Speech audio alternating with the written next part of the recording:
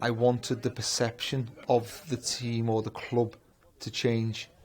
When I walked in the door, because they'd had so much heartache and results that had gone against them, is that they got themselves into a rut where no matter what, every big game, there was, rather than looking forward to the games in excitement, they were looking at the games as in terms of a nervousness because of that fear of losing. There wasn't the excitement of winning, there was the fear of losing. I was aware of Alan, and I was aware of what he was doing at Everton. And there were many strong candidates, but something in me just said, we have to visit this guy. We have to just, have a conversation. He'd suffered from cancer not once, but twice. That gave him an inner strength, it gave him a calmness, and that came across loud and clear to both of us. We needed a particular type of person. We needed somebody with that kind of raw ambition.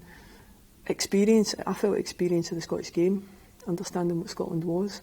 I remember, Alan left and Leanne and I just looked at each other and we both said at the same time, we've got our man. It's something that I spoke about with the players before the games, is that you have to believe that this could be your year. You have to believe that when you're in the competition, as long as you're in it, you've got a great chance of winning it.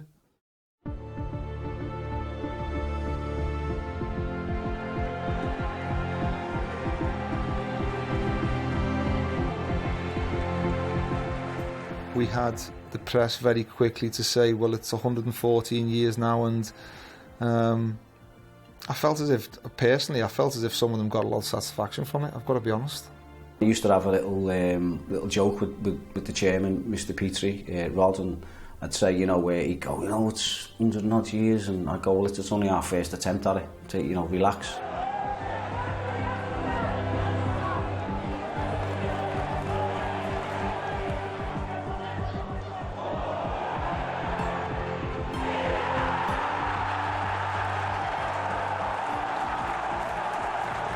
I was delighted. I was a wee bit shocked as well because it was my first goal for Hibs, so I got slaughtered for my celebrations because I basically turned around and ran back and cuddled Paul, and that was it. I remember Louis Stevenson and crossing it and the defenders missed it, and I thought, right, this is my chance, but I thought if I take a touch here I might give it away, so instinctively hit it first time, and I think I've caught the keeper by surprise and it's went under, and that was it.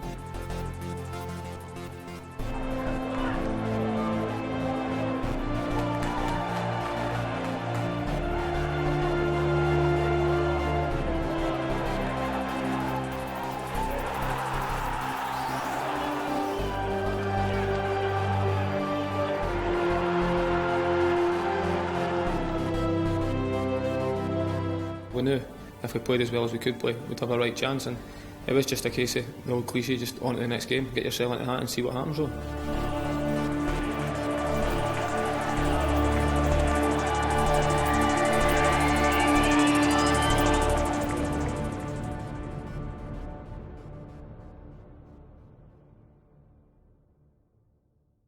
Recruitment of Alan Stubbs into his first managerial position, great support from John Doolan and Taff. We're all part of, producing the sort of product on the pitch that supporters enjoy and we're looking forward to. So fantastic infrastructure, completed stadium, UEFA compliant, all seated, 20,000 seats, fantastic training facility in East Lothian, 25 minutes away from the stadium. And now the components of a proper football department fully focused on sporting achievement.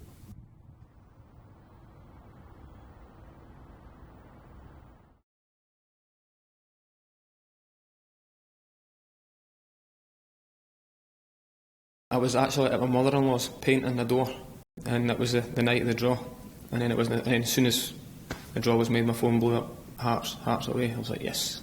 That's the way I love it. For Green Street, that one.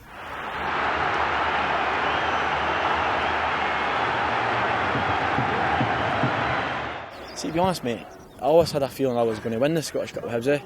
See, just as in being a Hearts fan growing up in that, I always thought, and them letting me go, I always thought that would be the sweetest thing. I remember in the tunnel, obviously we've come out the change room and they're waiting in the tunnel, and it's almost like they tried to intimidate us. Now for me that's funny because I've always hung around with older lads than myself, and people have tried to intimidate me all my life. So coming out and seeing them there,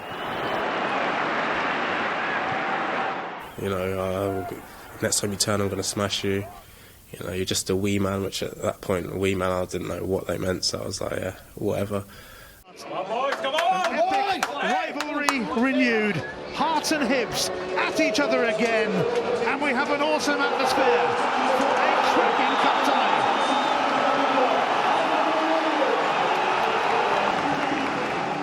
Well, I was probably the kid that was mocking Hibs when I was growing up, singing "You've not won the cup since 1902," but I've kind of changed since then. It is a windy, wild day in Edinburgh. Henderson tries again.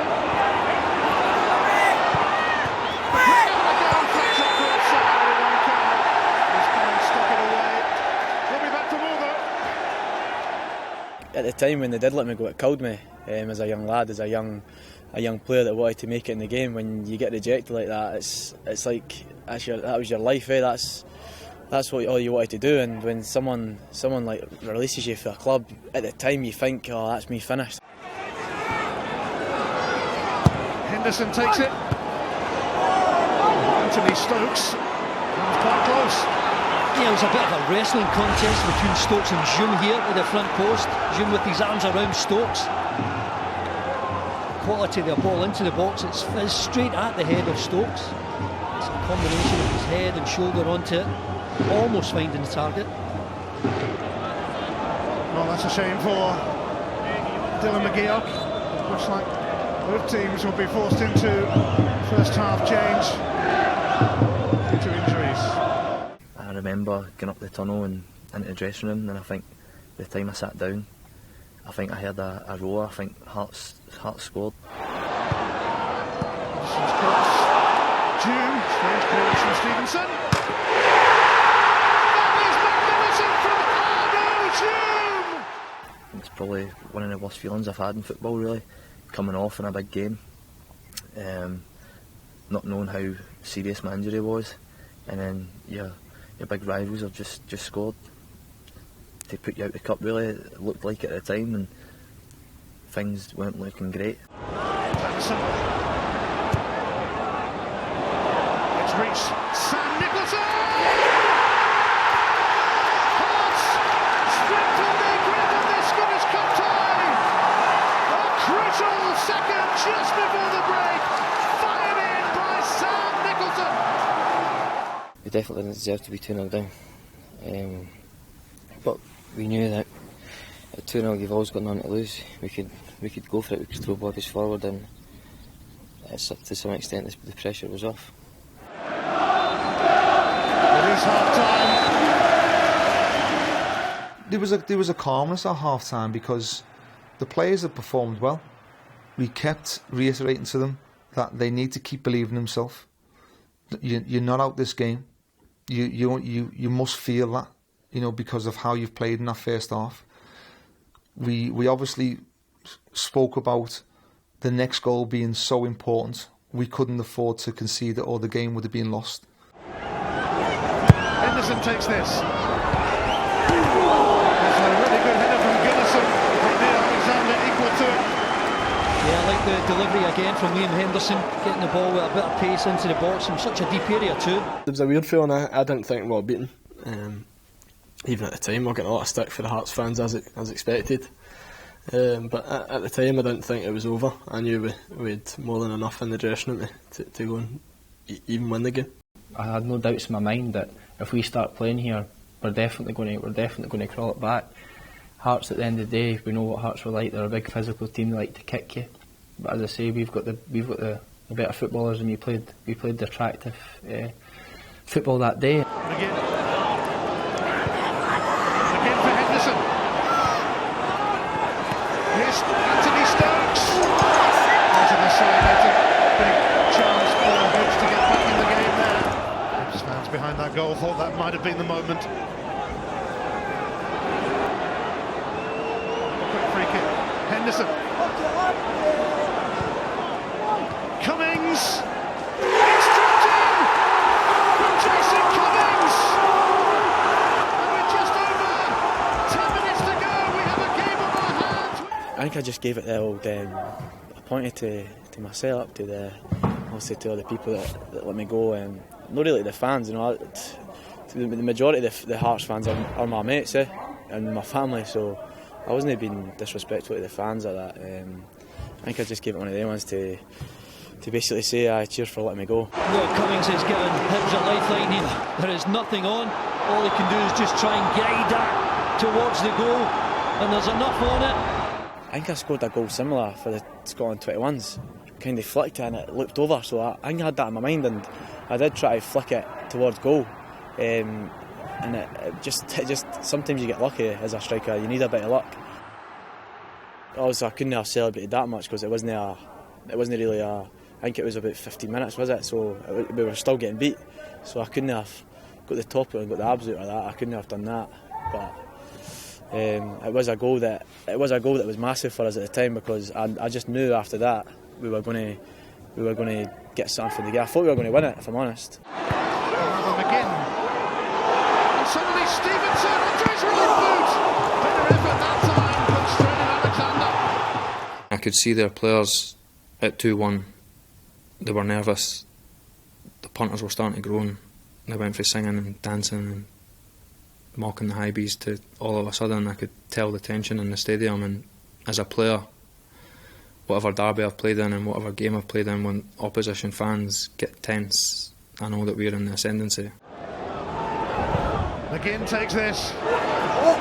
McGregor trying to sneak in. It's a corner for Hibs to add to the drama and to the tension. The last minute I was dead on my feet. I usually take set pieces. I was dead on my feet. I gave John. He says, "Look, John, just go and take it. I can't run over there. I've not got anything left." McGinn will take it. 90 minutes almost up.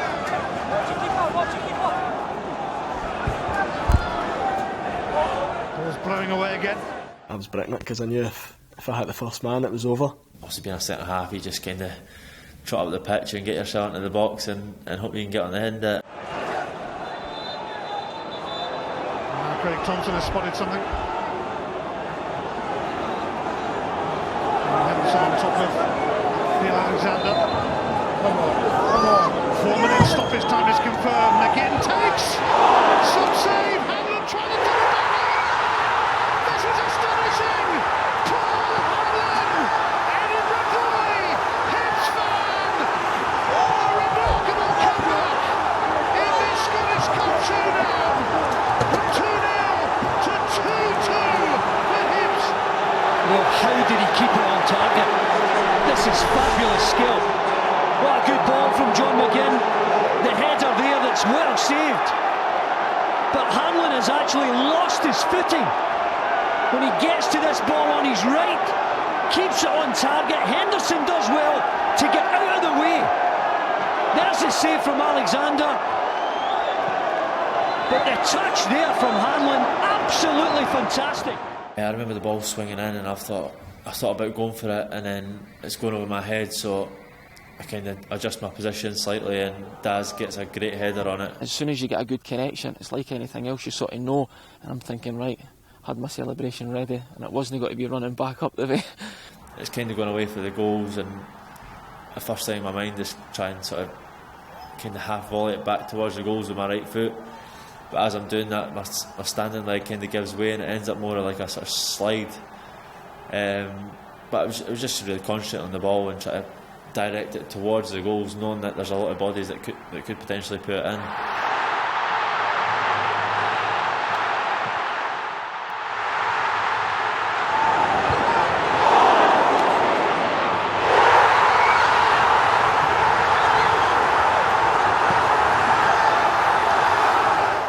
To be fair, not many people know this, but I'm claiming it's took a touch off my shorts.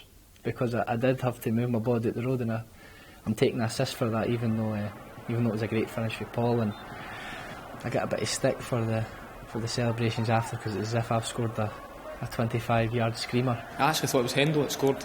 The way he celebrated, he ran off as if he had scored, so it wasn't until after the game it was Paul that came up to me and I said, "Oh, well done, Ben," and somebody was like, "Oh, well done for scoring," and that, and Paul scored. I thought, I was convinced it was Hendo the way he celebrated. So the scenes at the end were brilliant. I'm sure, especially Paul, he must have really enjoyed that. Obviously, lifelong Hibs supporter, scoring at Tynecastle in the last minutes, dream scenario for him.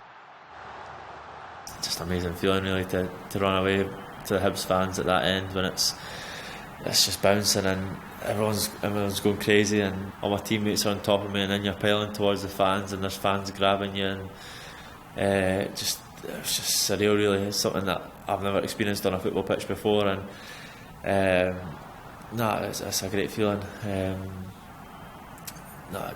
Just to see that end at the Roseburn end going crazy, and it's down to me scoring a goal was an amazing feeling. He's been booked for his celebration. Born in Edinburgh, born up as a Hibs fan, playing for the team of his dreams in his 260th match for Hibs. It's Sam Nicholson to take this. Obviously it's off the line, and Hibs survive. I think they thought that they could just coast by and we would be a typical Hibs team that would lie down and it would end up 3 or 4. I think the hunger and the desire in that squad was there for everybody to see. I think they dominated the game from start to finish, and they looked shell-shocked, and you could see the tension in the crowd. I think when I first ran out, they were all in a jovial mood, and it was night and day by the end of the game. I think they were begging for the final whistle. So there's no better feeling than coming back like that when their fans probably thought they had the game won, and for Paul to score that goal, it was a great moment. It's all over. A classic finish to this Edinburgh derby in the Scottish Cup. Alan Stokes Hibs locked down and out with just over 10 minutes to go. I watched the second half inside. Don't know if you know, Tynecastle was a wee room for the media. I think me and Leanne Dempster watched a bit of that game and inside. I'm a competitive person, so I decided that I didn't want to watch the final part of the game in the stands. Obviously the first goal went in, I was not want to get too excited, but I felt confident. I felt we'd get another chance. We scored the second goal. I'm in that room with Dylan McGeoch, and I think that day I might have injured Dylan, to be perfectly honest, because I think he got the biggest hug of his life. Me and Leanne were up, jumping up and down and going crazy, and knowing that how much it meant to the club to take this tie back to Easter Road after being 2-0 down. I honestly feel as if that game, it changed a perception in the way that Hearts looked at the Hibs team. I felt as if we were always the team that looked like we were going to win the derbies now. Going 2-0 down, being in that position, we showed great character, and we knew towards the end of the game that we had them, and I think that sticks with you for the next game. And just as it looked like Hibs' Scottish Cup hopes were evaporating yet again, they staged an incredible late rally here, and just look what it means. 2 late goals, and they are hanging on in there in the Scottish Cup after a fabulous finale here.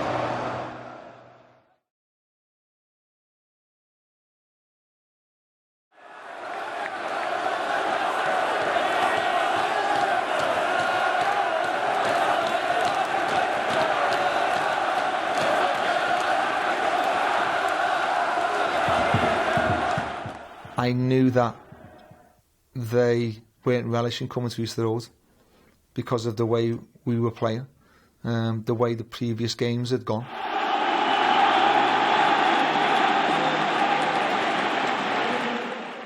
One thing I always do in the tunnel when I've played, especially in derbies, is I always have a wee look and see if they fancy it. And I'm not saying that the Hearts boys didn't fancy it, because they've got some real talented players and they're a good team, but I just felt we had the edge. And I think if it had went to a fight, we would have won it. If it went a game of football, we would have won it. I think no matter what way the game was going to pan out, we would have won it that night. We come back from 2-0 down at their place, so what we're going to do is at our place, you know, it was a great belief. And as I said, the second goal was against the run of play, if not the first goal as well, so you think to yourself, that can't happen to you again. Not against the same team. No, my mindset was we're going out here and we're the better team. We've got the better players in every position.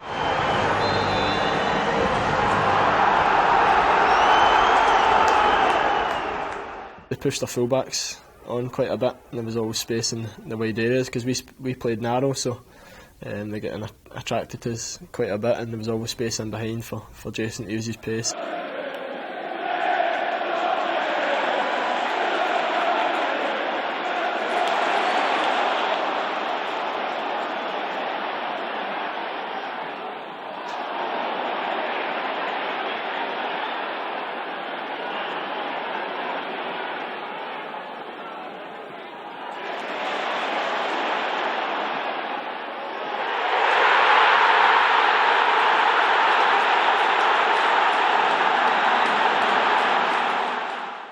Just my first thought is always to get into an area where I can score, get into the box.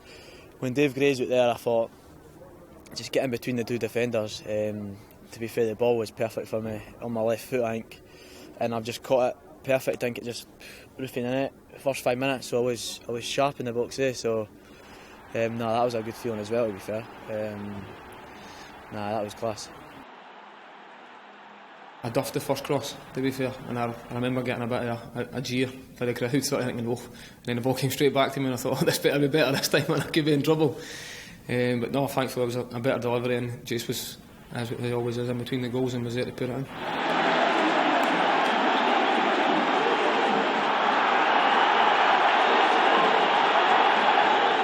Well, I'll never forget, in the dressing room before the game, the manager said to Jason, if you scored, don't do anything silly. So 4 minutes in, he scores and celebrates right in front of the Hearts fans. I don't know, I just done that, didn't I? I gave it one of the ones. But to be honest, I think I seen one of my mates as well. So I was just standing there looking at him and just laughing. I need to celebrate with my derby, mate. You know what I mean?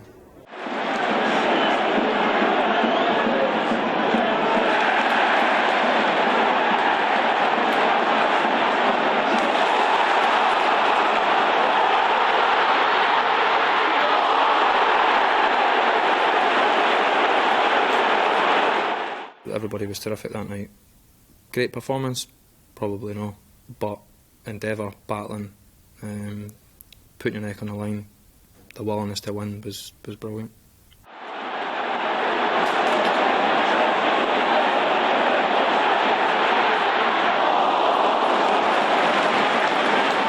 That's how you end up going on, good cup runs. You got to dig in, perform at the right times, and take your chances. And I think that towards the end of that game, we defended really well, and that was one for the boys at the back to take a lot of credit from.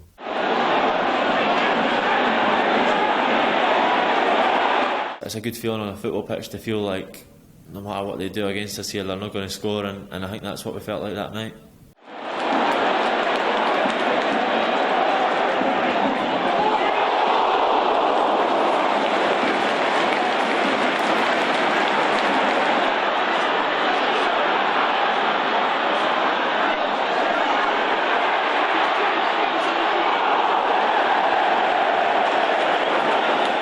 Over the piece, me, Paul, the whole defence, the whole team, in fact, because you defend for the front, performed admirably. You'll need to cut that out. I think we outplayed them personally, and obviously we saw it out. The whole team performed great, really good.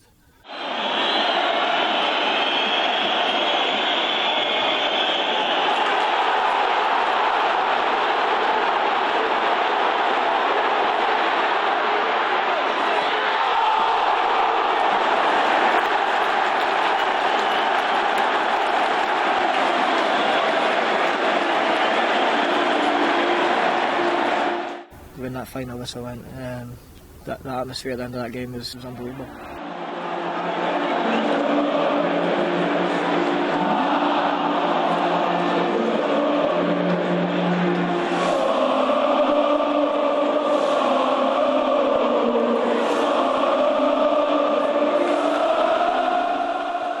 The celebrations after it, for me, before we had won the cup, to be honest, was the pinnacle of my footballing career. Seeing a packed Easter Road with our scarves up, singing "Sunshine on Leith." Sunshine on Leith, the second game was unbelievable, and I think as a player to win a derby, a Scottish Cup derby at Easter Road, is for me second to none.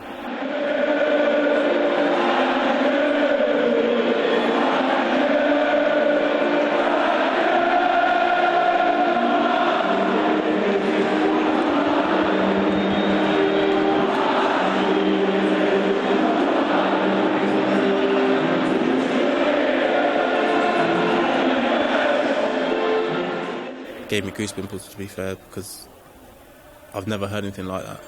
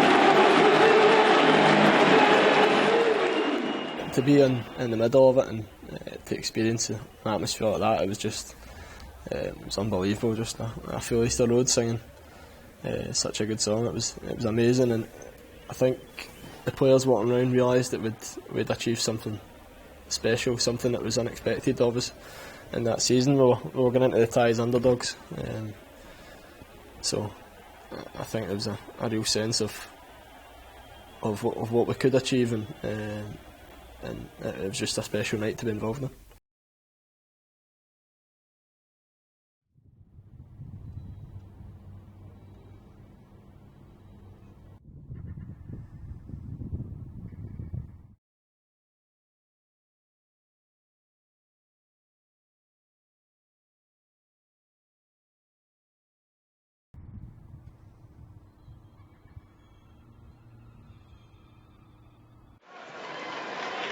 McGinn does well, rolls the ball to Henderson. Henderson's got Gray outside him again if he needs him. Henderson's done well, turned away from his man.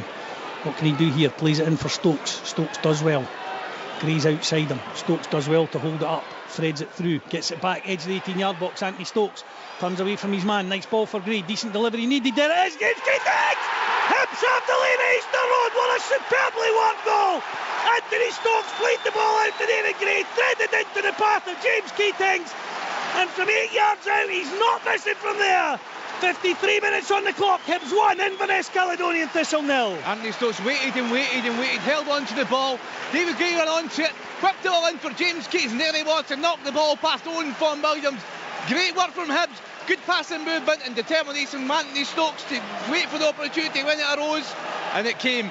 It's something, obviously, when you're younger, when you're training and stuff, you do crossing finishing, they kind of put mannequins up and stuff, and you kind of base your runs off where the ball can go, and it's just one of the things. It's, as you see in Jason's game, he finds himself in the box a lot of times with nobody near him, and it's just instinct to go in the box and stand in certain areas or make a run into that, and it's just one of the things. If I'm going into the box, I'll make that run or I'll go to the back post. So it's just instinct basically.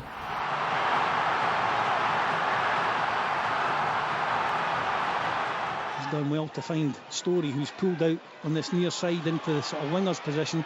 Stevenson back there. Chance here for Inverness. Mutombo it is. He hammers the ball into the roof of the net. and Inverness are level, and it was a well-worked goal.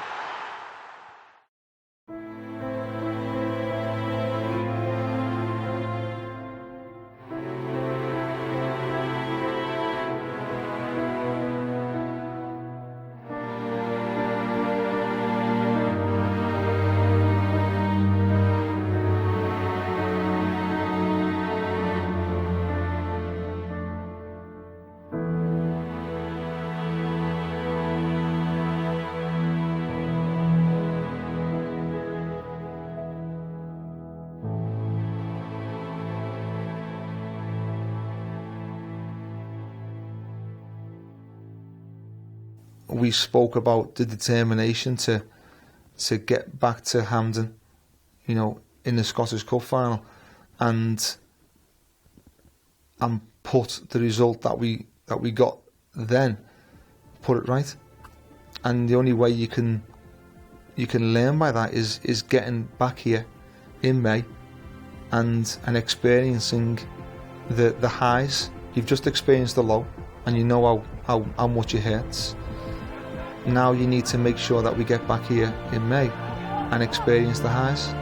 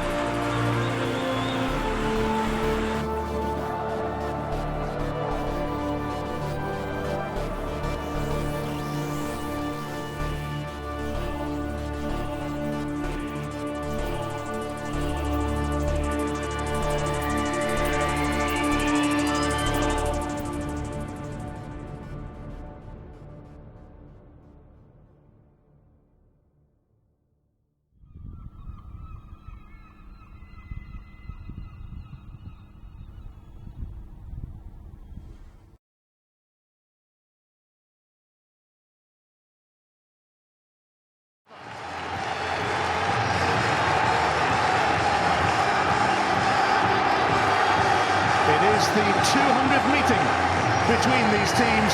The keeper Mark Oxley suspended. Hibs give a debut to Conrad Logan, who only joined last month. It's his first match for 16 months. I got injured in late December 2014.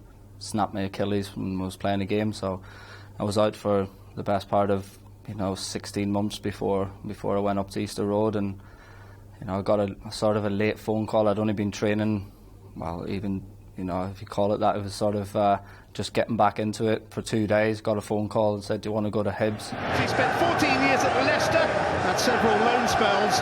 His last game was on loan for Rochdale in December 2014. It's fair to say when I first looked, I went, oof, it's going to take a while to get him fit. I knew we'd signed a really good goalkeeper because I was aware of him from being down south. And I knew he was a top keeper, and I think we were lucky to get him. There were probably a few comments, about him, or a few headlines already written before the game, and unfortunately, if they were, then them headlines had to be scrapped. Well, cross, but it comes to Fyvie. Really good try, not far away from Fraser Fyvie. I felt we were probably a wee bit too confident, to be honest with you, just because obviously Dundee United were in such a bad run of form. I think there was a few people got a wee bit chirpy towards the game, and I wasn't best pleased with that, to be honest with you. Played to the sky by Donaldson. And McKay looking to get onto this, and he's got away from Hamlin. And makes a crucial save. Once he took his touch, I thought there's my chance to get close to him. And as a keeper, if you can get close enough and spread, then it's sort of hard to get past. So I was waiting to see what he'd done on his first touch, and once he gave me half a chance to get close to him, then obviously that's what I did.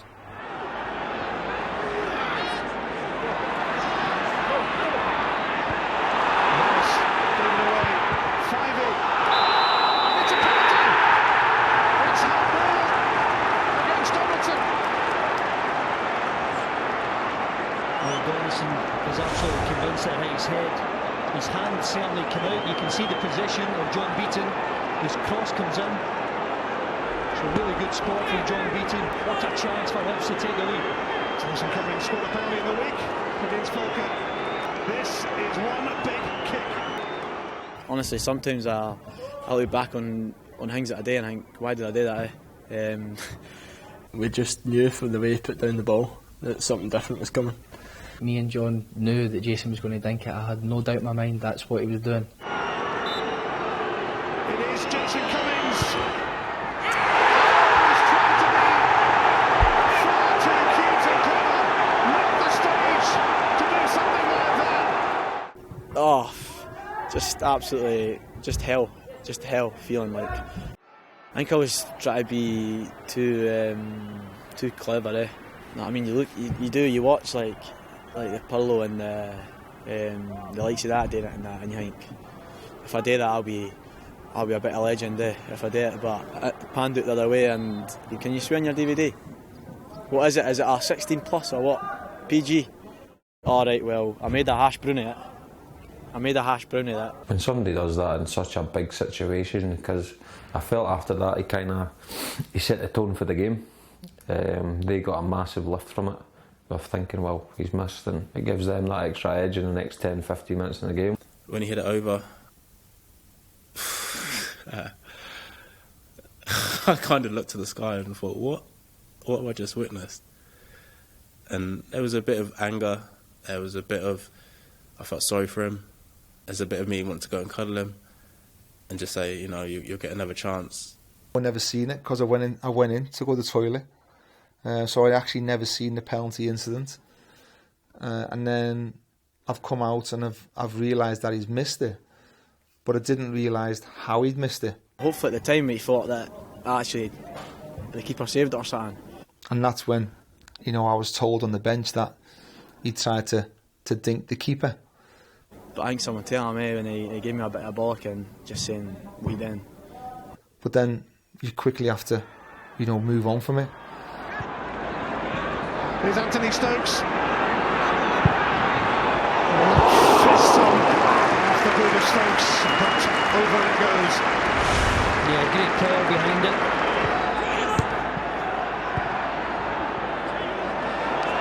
Hamlin left in all of a sudden, and Logan makes another save to deny Billy Mackay. Huge save from Conrad Logan. It is half-time at Hampden Park. Dundee United haven't done much, but having said that, Billy Mackay had two great chances to open the scoring on both occasions. Debutant keeper Conrad Logan was in his way, but the really big chance of the game was squandered by Jason Cummings. What was he thinking? One of those penalties that went over in a Scottish Cup semi-final at Hampden Park. And at half-time, it's Hibs 0, Dundee United 0. I mind coming in at half-time, to be fair, and just not looking at Stubbs. I didn't even want to look at it. I didn't want to even look at his way. I just I could feel his eyes burning down the back of my head. I didn't want to make eye contact with him. He came at half-time. A few boys were having a go for it, but I was trying to stick up for him because he's my close mate. So I was trying to stick up for him, and he came over to me and he was trying to explain himself. I'm not going to tell you what he was saying because he says he was treating it like a game in the park with his mates. He says I was trying to treat it like a game in the park with my mates, and I says, Jason, look, it's finished. You can't go back and change it. You've done it now. But that is how I normally go into a game playing. I mean, as I said, I mind when Terry Butcher was the manager, he made me do the team talk one day, and that's what I said to him. I said, just go out and play like you used to play when you were a kid at the Astro or the park. And I mean, just play with freedom and confidence.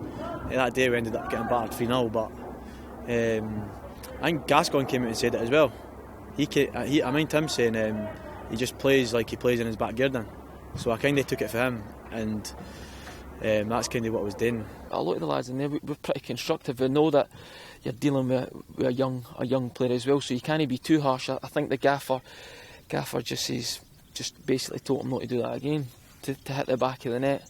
It's all about how he reacted after that. It'd have been easy for him to sort of cave in, and he got a little bit at half time, but not ridiculous, because we know he had 45 minutes to make up for it. Henderson let it go, and now he's got it back. And it's blocked by Dillon. Dayton over the top here for Erskine. Flaxley down, Ryan down, and it's off the line. An extraordinary sequence of events, and Hamlet to the rescue. Heavy for Henderson. And Alagi. Kick up in front of Arsenal, but no trouble for the Japanese keeper. Well, Hibs dominated the first half. They should have been in front. Alan Stubbs will regret that, although having said that, Billy Mackay had those two big chances for Mixu, Pantalainen and Dundee United. We are nowhere nearer finding out who will be in the final. Conrad Logan made a couple of good saves. Jason Cummings missed that penalty, with another half hour to go to find out who will be in the final, because at the end of the 90, it's Hibs 0, Dundee United 0. This is that little bit extra that I'm talking about before the game. Right? For 90 minutes, you've more than matched them. It's this extra 30 minutes now, which has got to be the difference. Right? Be brave. Be brave with everything. Right?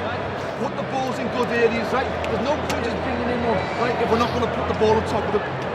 Right? You're not going to score the perfect goal. Right? Right? Here you come.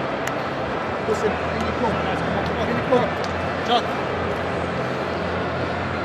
Come on. You're never getting more chance. Right? Which is better for us. Get yourself in. Right? Go and do what you need to do. Every little bit of energy that you've got left, right, could be the difference. Listen, look each other in the eye. Right? Everyone is. Some room to manoeuvre here for John Rankin. And he took the shot on. Conrad Logan had to react swiftly and sharply to push that away for another corner. Well, I think it's another really good save. I think he's caught unaware here from Rankin. The angle that he finds, it's gone right into the corner, but he gets down quickly, Logan, and keeps that one out as well. Great goalkeeping. Mackay helps it on. It's Ania, and Logan saves again. Dow. Straight back to Conrad Logan, who's been there when it's mattered for Hibs. He's been their most important player. But the saves that he comes up with time and time again.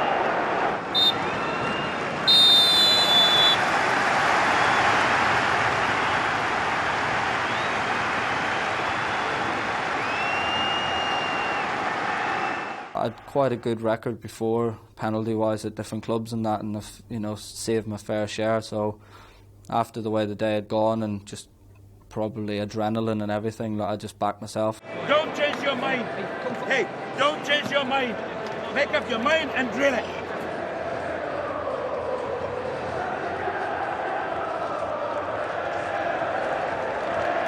Logan has already made a vital contribution to the cause for Hibs, and he'll be facing the first penalty.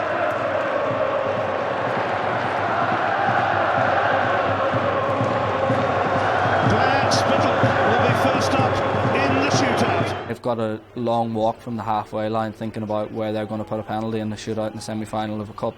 So, you know, the first one I was in the goal, I was, you know, shouting at him and trying to put him off, and probably can't repeat it, but no, look, I just shout normally, like, I know where you're going, or, you know, different things to different people. First man to be put on the spot is Blair Spittle.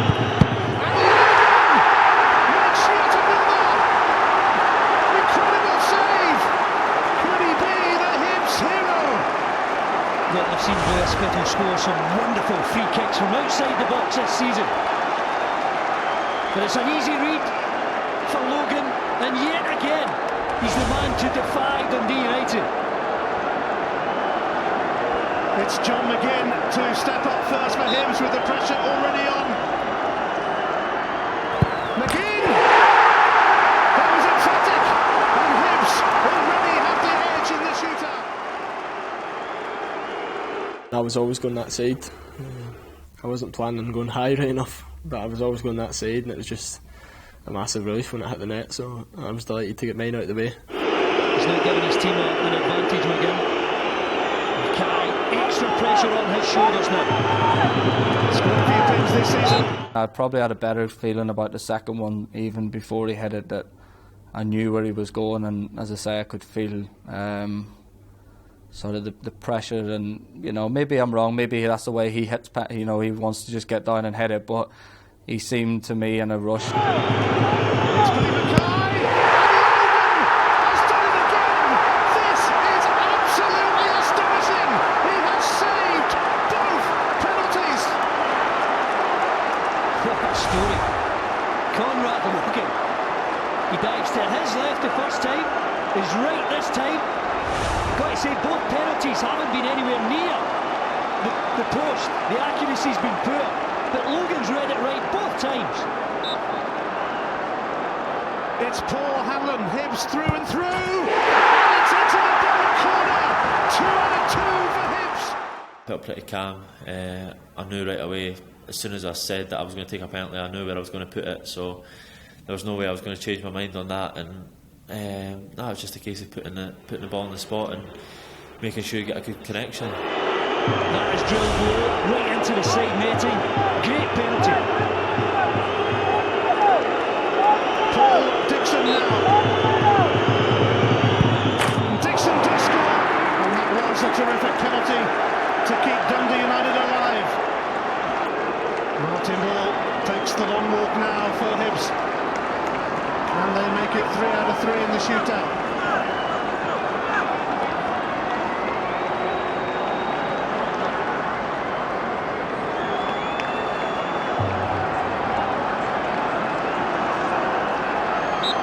Big moment.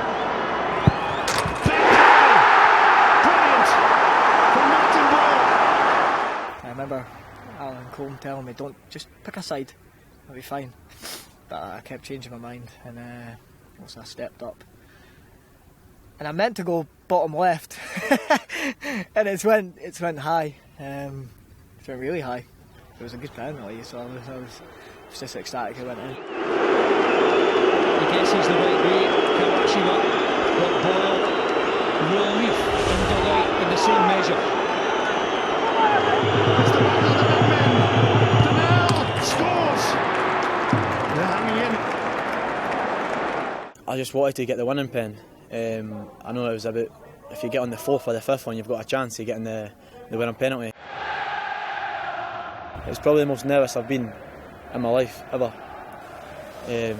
Walking up to that, honestly, it's just like everything was like at a standstill, and like it was the longest walk ever. Longest walk. I knew he was going to score. I've got confidence in him. He's got confidence in himself. So there was only one way that was finishing. Part of me thought he was going to chip it again, but he's not that cocky. It's likely to be a very different penalty to the one we saw in the first half. In a good way, what he done in the game confused our goalkeeper.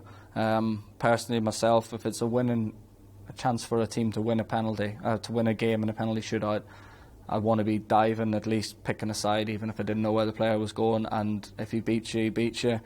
the goalkeeper stood up because he hadn't got a clue. He probably thought he might try and chip it, he might try and do something, out of the ordinary. One mighty kick. It was in the back of my mind, to be honest, to chip it again, but because I didn't could have expected that. But I thought I didn't care how it went in. I just had to score it. I just had to score. Can Jason Cummings make amends?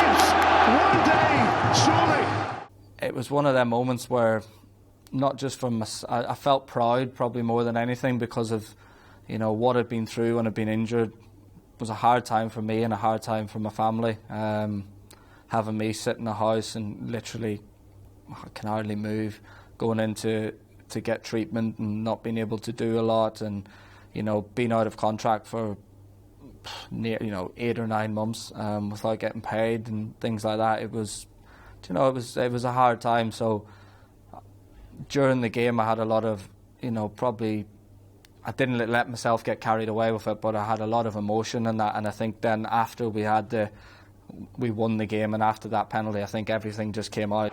Well, they've got a chance, and they've got a chance thanks to Conrad Logan. His saves kept his team in it. And credit to Jason Cummings, that awful penalty miss in the first half. He took extra responsibility. It was a big call from him and his manager to let him take it. And he sent his team into the final. But there's the real hero this afternoon, Conrad Logan. My conversation with Conrad was more about, look, we just need you to get us through one game. Conrad saw it differently. Conrad, and I remember what he said to me, he said, George, I'm not here to be a cheerleader. He says, I'm here to make a contribution beyond one game. And that was the sort of determination that Conrad had.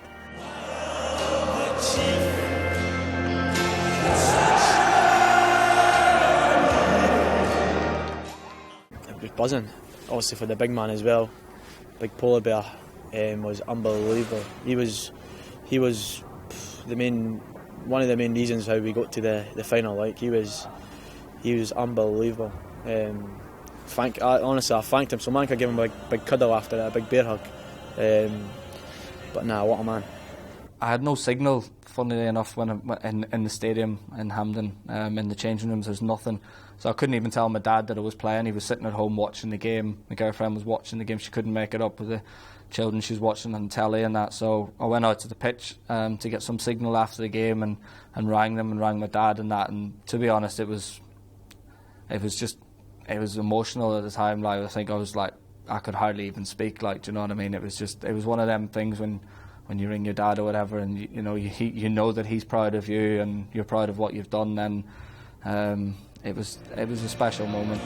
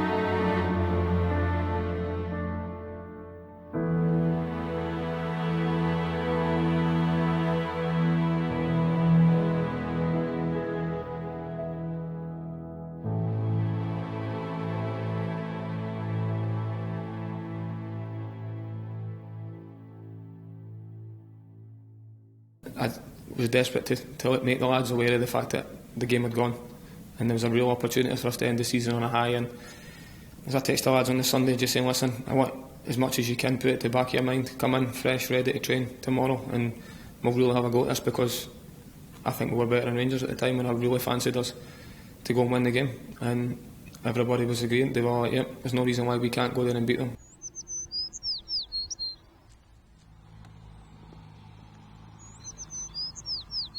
We changed the hotel because we stayed in Moore Hall for the League Cup final, and we changed it for the Dundee United semi-final. We went to Cameron House. Not that I'm superstitious. I just didn't, just in case some of the players were superstitious, and I didn't want them to think anything negative.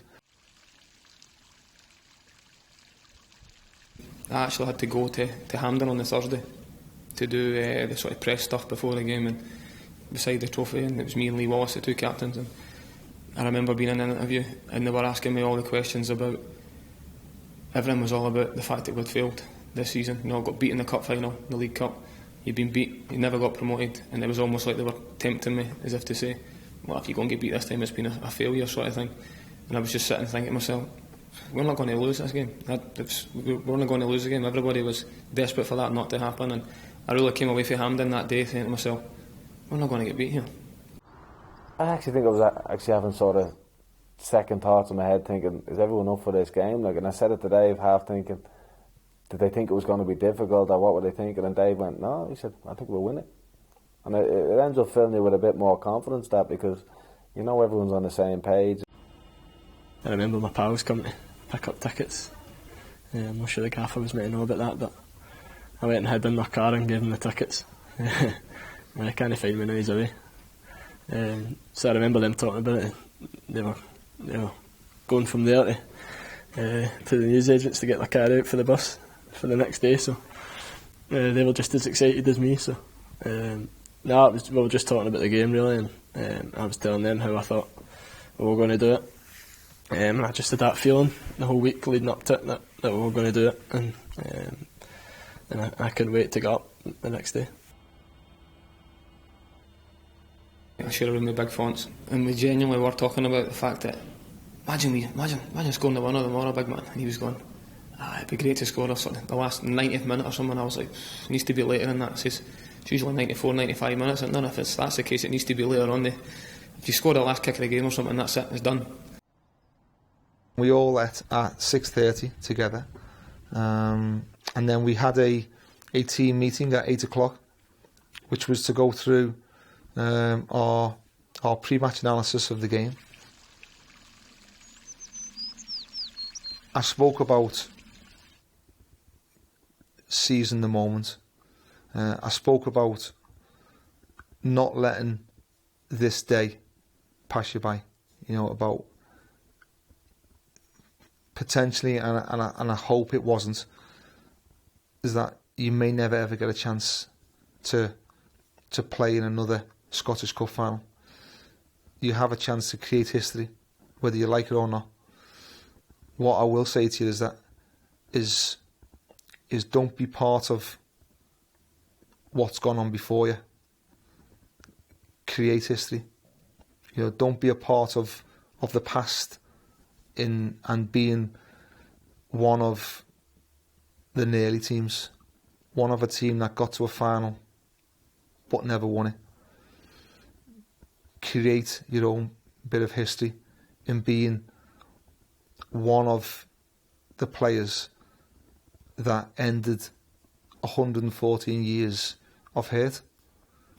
And we spoke about that. We spoke about people who will be driving to the game tomorrow, and they will be passing the bus.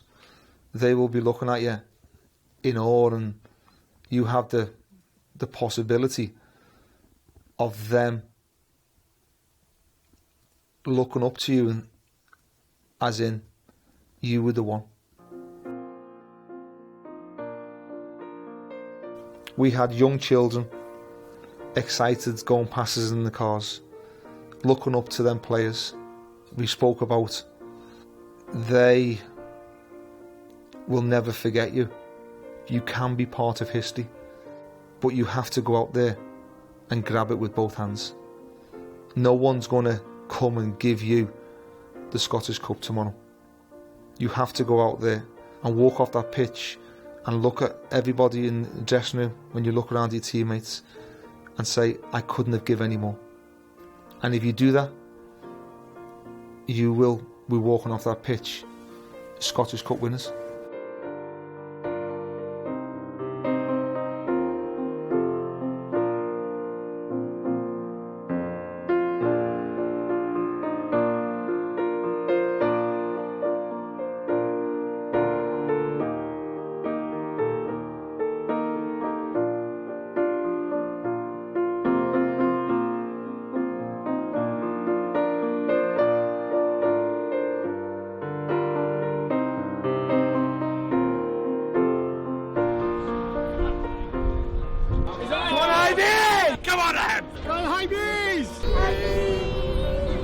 Hampden again, 7th time. Hopefully I'll win this time. What's the score going to be today then? What's the score going to be today? 1-0 to me fight.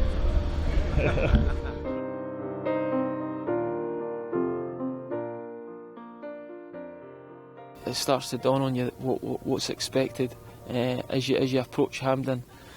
And again, I've been there as a fan, and you're in Asda getting food, or you're in a pub. So I'm going by all these haunts that I'd been as a fan, and I'm on the bus. So you take it in, you absorb. But as I say, I think everybody realises that it's a team bus, so they're waving you, they're cheering you on, and that motivates you as well. In previous times, I've been looking out the window and watching all the fans, but I try to keep my head down. I usually have a wee nap actually in the bus before games, but it wasn't the longest trip for Cameron House, so I didn't get much time in. But I tried not to focus on everything else that was going on. I'd done that in the past, and it probably made me more nervous going into the game.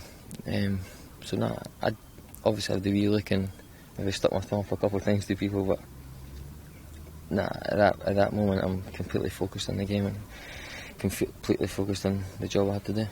I'm looking at the players because I'm facing the back of the bus where my seat was, and I'm looking at them thinking, I wonder if they realise how lucky they are. I wonder if they realise the ramifications of what they could potentially do today. And I looked, there was music on, but when I was looking at them, I could see that there was a real determination and a belief that they could win the game. I share a room with John McGinn, so Mike Johnson, my gut instinct saying that we're going to win this. I can feel I had the same as well. I know we're going to win this.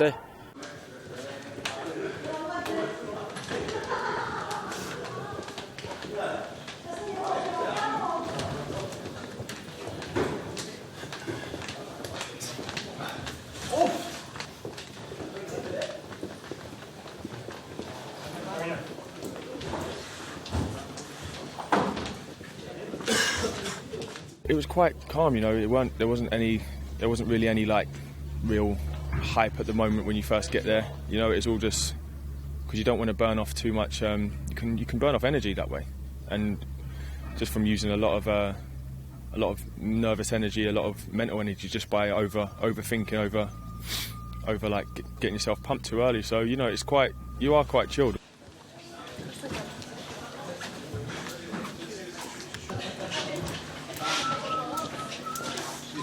It's when you overcomplicate and you try and pack your mind fully, right, if I do this, then I'll let my mum do, my dad, my friends, my family, I've been a Hibs supporter all my life, what happens if this happens? And listen, I do it, it's human nature to do it, but I think it's the strong ones that can try and separate themselves from their anxieties in the 90 minutes and as I say, just try and do your job that come out on top.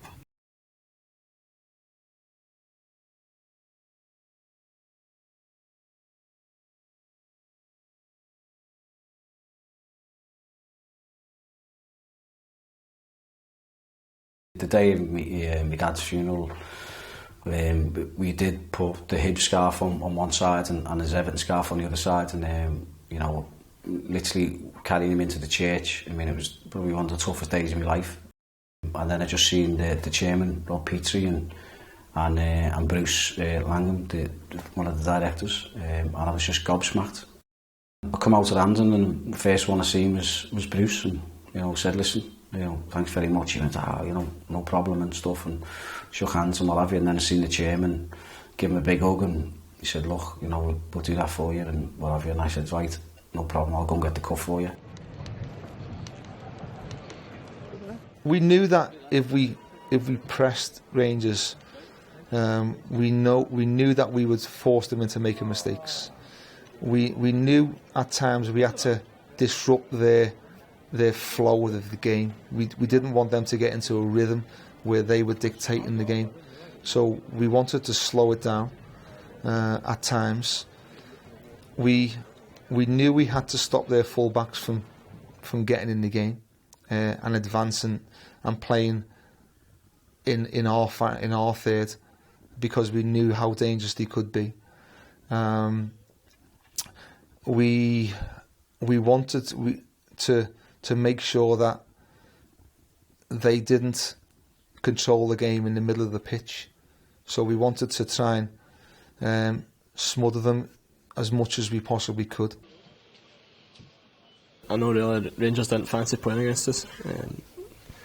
We beat them twice and they beat us twice in the league, so we had nothing to fear, and we knew if we played our best then we could give them a right good game.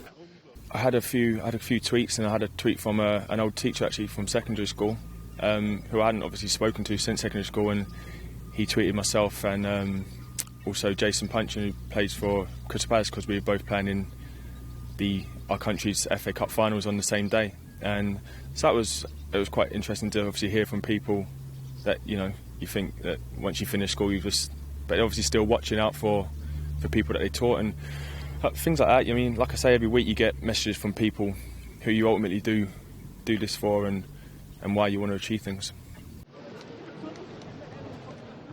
I named the team at Hampden. We got to the stadium. I let the players go out and have a look at the pitch, have a chat, take some photos if they wanted to do that, and then we would all come together and I named the team just after 1:30.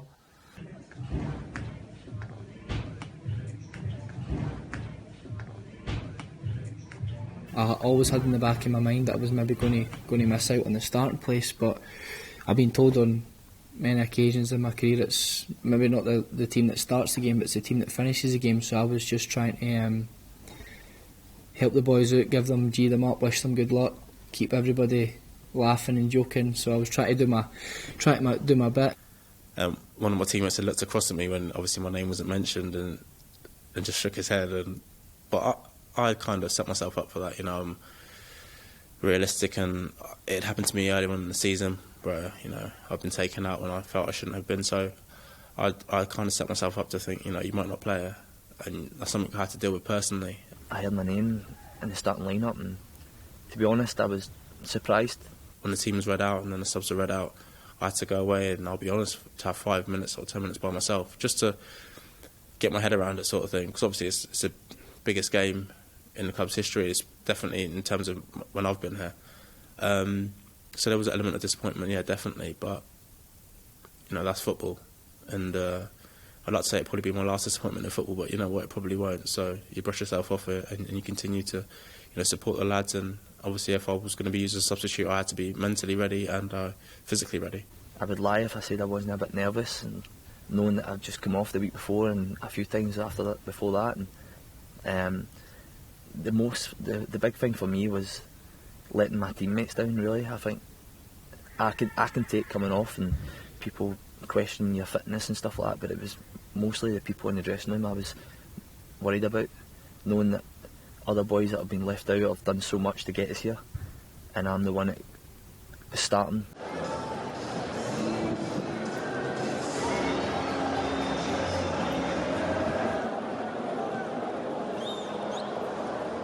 James Keatings was a bit down that he never started, because he done well at Falkirk, as he got his goals. And I remember putting my arm around him and I was saying, you've got a big part to play here. Obviously the game before I've had, obviously against Falkirk, I had scored 2 and thought I'd played really well, so I was obviously looking forward to the final. Obviously it was a hard decision for the manager, and he picked the team. I respected that. Obviously I was massively disappointed in that, but it was just the case of getting my mind on what part I was going to play in this game, and getting my head round the disappointment, and going and being focused for the time I was going to get on the pitch. I went with Jason because of his record against Rangers in previous games, where he'd seemed to, always, score against them or do well against them. I was disappointed, telling Keats, but it's part of the job. You have to make big decisions, you have to make big calls.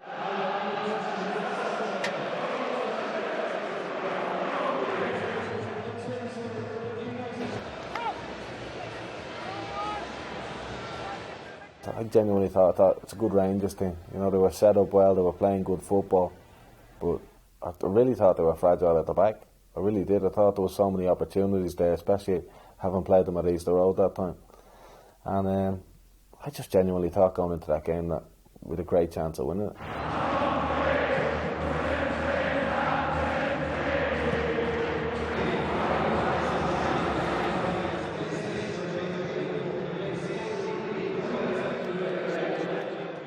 All the hard work's been done, so everything's in place. It's not about worrying about them at all. It's about what we wanted to do and what we were going to do for the game, and just trying to be as calm as it can be, really, because it's quite easy to get carried away in these sort of things. And I think that was the sense in the dressing room. I could tell everybody was they were switched on. You could tell it was a massive game. It wasn't just like a normal game. I know we're preparing like it was a normal game, but you could see it wasn't a normal game. There was obviously the hype that goes along with it, and I think you could just sense it. It was a big game, and you could sense that everybody was ready.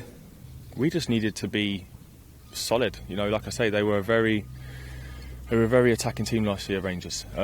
So we just needed to obviously try and prevent them from scoring, and a solid base. When you do play free at the back, that's what you are. You're just a solid base for everyone else to go and hopefully perform and bring the victory in.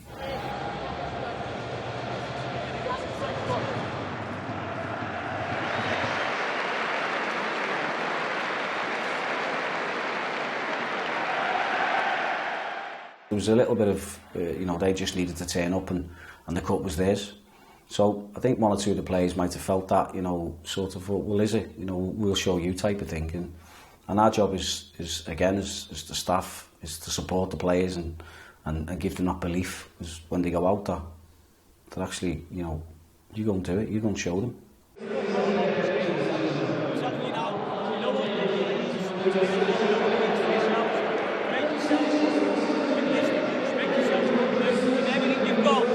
Last 90 minutes, 95 minutes, we're going to win this cup. Okay, let's go. I just think because of the way the season finished, we didn't want it to finish, where everyone was expecting it to finish. So everyone was expecting Rangers to go, turn up and then win the cup. But we had other ideas. And we had ideas that's not going to happen to us again against what happened in the League Cup final. That's not going to happen again is what happens previously in the Scottish Cup semi-final. And especially the playoffs. We'll show you what we're all about.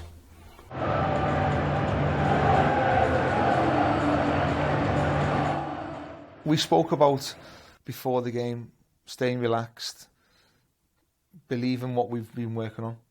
You know what you've got to do. You're ready for it. You're prepared.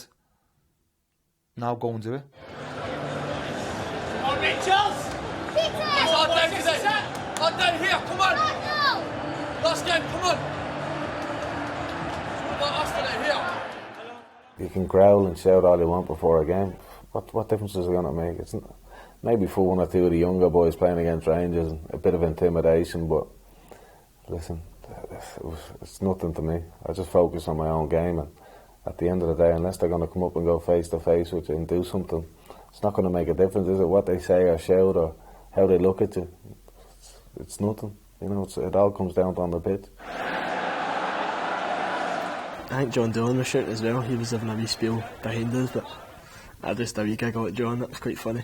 And the Rangers people could shout all they wanted, but I wasn't really listening to them. I was just focused on getting out there.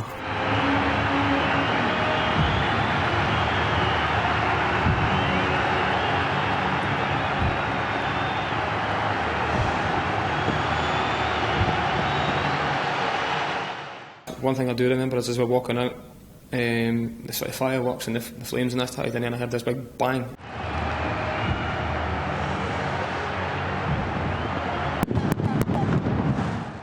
And I got a fright, to be fair, thinking, well, what was that?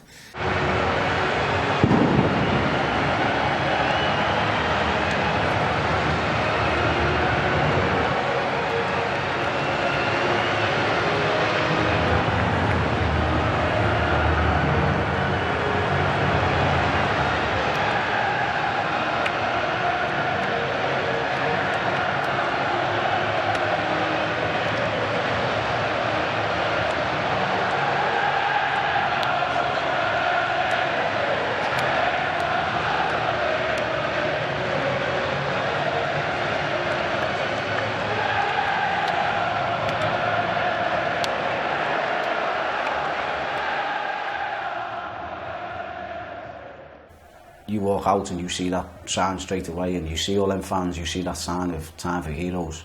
Every single... I've got goose pimples even thinking about every single one of them players were heroes that day. I seen it, and my initial thought was back to what the manager said the night before in the hotel. This is your chance to be a hero. Write yourself in the history books. And that was the first thing that I saw. So you know how much it means to the fans that have come out. There's a real sense of anticipation. Time for Heroes, but it's a time to stand up and be counted.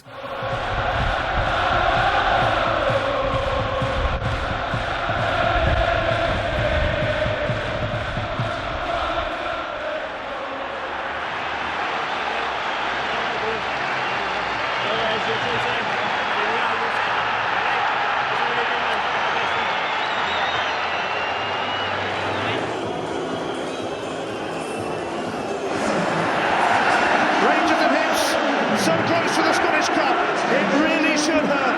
It's time to reach out and touch, and this really could be an epic contest, a classic cup final ending. Well, first of all, Ian, it is a fabulous atmosphere inside the ground. These supporters waiting for the players to do something. I don't think it's been the best preparation for either team, but it's whoever manages the occasion on the day. We'll soon find out.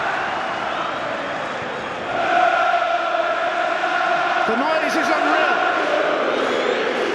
Unbelievable. Tavernier for Holt.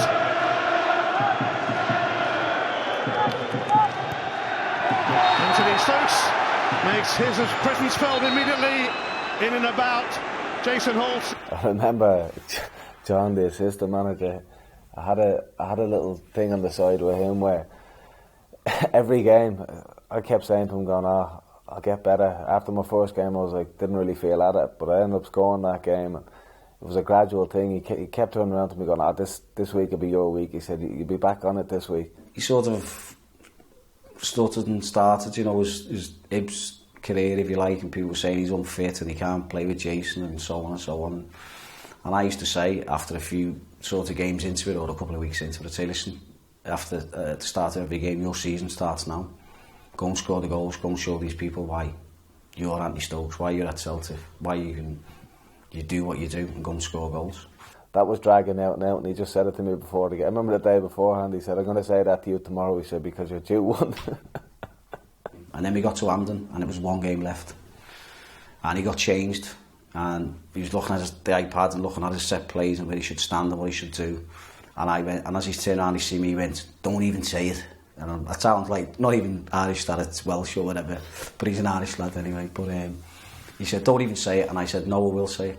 I said, I'm telling you now, this is your day, this is your final. Go and show people what you're good at.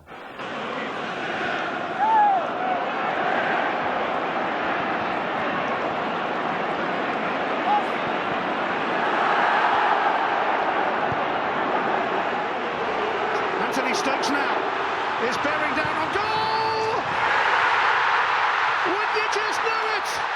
Anthony Stokes on loan from Celtic scores against Rangers. There's a long way to go, but that is a start. That is a start. Well, I just wonder what the position of Fotheringham was here. There seemed to be an awful gap as he went and approached them from what is a pretty acute angle here. Taking the pass from Cummings. Keelan doesn't get close to him. He's guided it away from Fotheringham. He just can't get down quickly enough. Stokes is more than capable of scoring from there. And I think it takes Fotheringham by surprise because it's a pass into the net. He just guides it away from him. There's no real movement in the ball.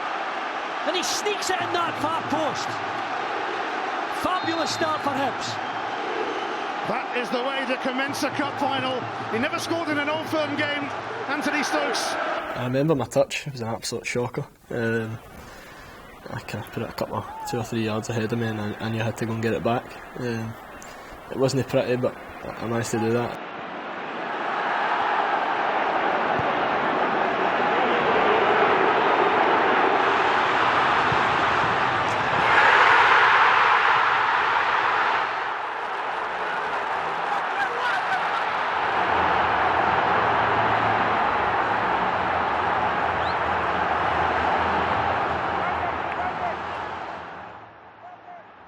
Cummins has just played it, but had a lot of space out on the left wing. I tend to drift out that way, and I think as soon as I start going running towards the goal, they were backing off me. No, I mean everyone goes on about the Henderson to deliver, but no one goes on about the Cummings down the line to Stokesy. You know what I mean? But I think that's all I done that day. Tavernier was sort of tucking in a little bit, but he didn't close me. And the centre half's just giving me a yard too much space. I think he thinks I'm going to cut back in on my right hand side, or else he's a yard or two off with where he is and thinking in his head where he is in relation to the goal. And I could just see the side net and I just slid it in. I think it was a decent enough finish, but I think he gave me a yard or too much. You know, he showed me too much of the goal. I think and be calm. There's a long way to go. You know, sometimes, even though I'd never complain about it, you can score too early. But I was very relaxed about it. I was more pleased that we'd started the game well. He's won it back again, John McGinn does well, and then he's fouled. Jason Cummings is allowed to play on, plays the ball to Stokes on this near side. Stokes, 18-yard box, can he get the shot away? He scores! Yes! Anthony Stokes opens the scoring for Hibernian in the 3rd minute of the game! I was absolutely buzzing, I was delighted. But I remember having that, like, sort of, you know, it's all calming down, you've celebrated, you're ecstatic, and I remember thinking, was it too early to score? Because I just thought, I hope we don't sit back now and just take an absolute onslaught off them for the rest of the game.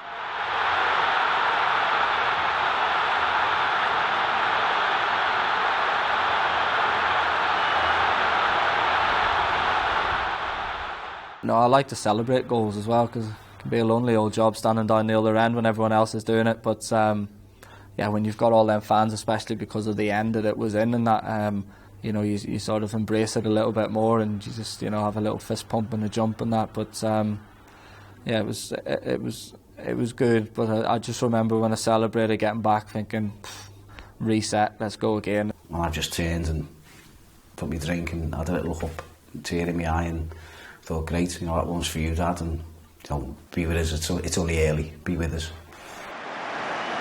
Darren McGregor, Rangers Player of the Year last season, but surplus to Mark Warburton's requirements. Mind you, he's a big Hibs fan, and he's got to play for the team of his dreams anyway.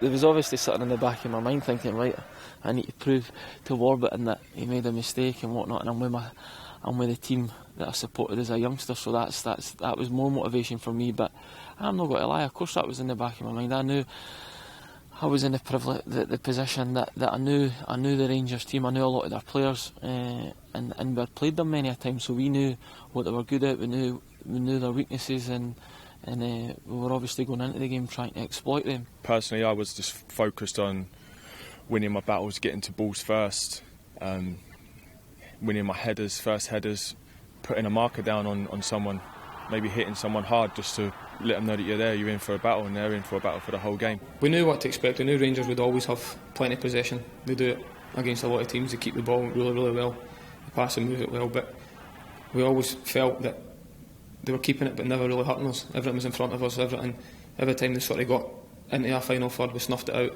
I felt really relaxed. I didn't feel like all that pressure was on us, and I think the manager had a great way of being with all the players. He never made us stressed or worried or anxious about anything. It was just a case of these are good players and just go out and show it. Hanlon hits through and through. Cummings. Stevenson. Such a bright start from Hibs. And Cummings. Kiernan's error. It's Cummings. It's blocked, but it's Stokes. And he puts it wide. It's been a breathtaking start for the Scottish Cup final. And it's a corner. Brilliant ball played inside there. Kiernan couldn't deal with it.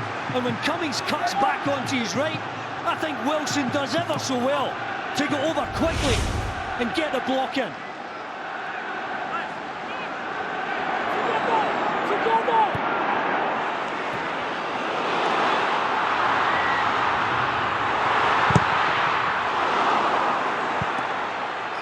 To be fair, Stokesy was a man possessed. I've never, honestly, I think someone, it was like that Space Jam, wasn't it? Someone's put all his powers into him, because he was unbelievable that day. I just mind, right, when I get the ball, I just give it to him, because he was unstoppable that day. Kiernan in and about, Cummings, strong challenge with McGinn, but he's up for those kind of challenges too. John McGinn onto the roof of the net. He had Foderingham scrambling there, driving through, the space opened up for him, no one getting close enough to him. It's Alan Stubbs' 100th game in charge of Hibs. Not a bad way to start it. Halliday staying calm. Tavernier, Waghorn and Miller to Amat. Terrific equaliser! And it's Kenny Miller! Another big goal in another big game on a very big stage for Kenny Miller. Rangers respond. No, what was annoying is Kenny knows what I'm like, and he knows my strengths and weaknesses, and I think he's just judged it. He's knew I could see Tav lining it up, and I knew where the ball was going, and I knew what I wanted to do. And I'm always going to justify it being a defender and being the one that probably could have done better, but I'm obviously running back the way Kenny's running towards it. He knows where it's going, and I should deal with it. I knew as soon as he won the header that I'd made a mistake. And listen, it wasn't a catastrophic mistake, like I'd given him the goal, but I knew I could have done more to prevent it. And it was frustrating when I felt his wee elbow on my back. For me, he's just jumped early. He's read it. He's jumped early. He's prevented me from jumping. So although I'm bigger than him and better than him in the air, he's got the jump on me. Being an experienced player, and listen, he's scored a good goal. To be honest, at one stage I thought it clawed it out. It would have been probably one of my better saves if it did.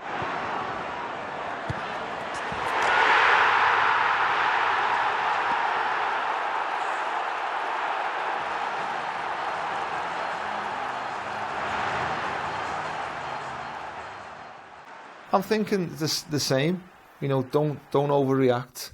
We're back in the Rangers are back in the game, but we're still playing well. Kenny Miller scoring with Rangers' first attempt on target. Miller started this season with 2 against his former club in the Challenge Cup. Stokes.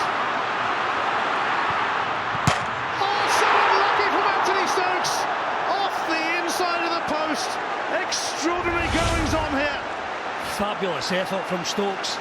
There's no one here to help him. Driving inside, he doesn't even look to see where the target is, but he catches it so well.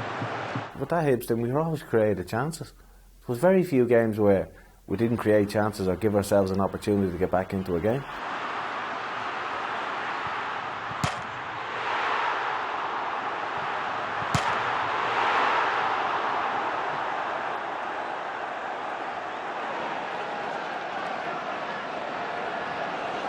It's Barry Mackay to float this one in. It's off the frame of the goal from Kenny Miller. And now McGinn is charging out for Hibs. A captivating cup final. Can he put Cummings in? Not quite. Fotheringham smothers. Kenny Miller almost scored again. It's obviously poor defending from my point of view. That can't have. I think he was only a free header 12 yards out. That was a bit of a shock because I've never seen that coming. But apart from that, I can't really remember them having another real chance in the first half. 5 in now for Stokes. Stokes could shoot again. And Fotheringham this time makes the save. Stokes on the left-hand side is causing Rangers all sorts of problems. They don't double up, he goes past Tavernier far too easily. That's a great save from Fotheringham. That's a good contact, and this time Fotheringham gets down quickly.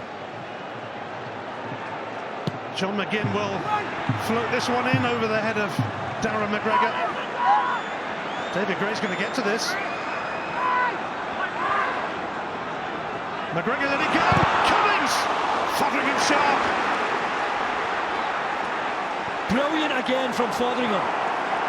Denied Cummings any sort of angle. McGregor's cross. Stokes can't quite steer it in. Well, are these chances going to prove to be costly for Hibs? They're not taking advantage.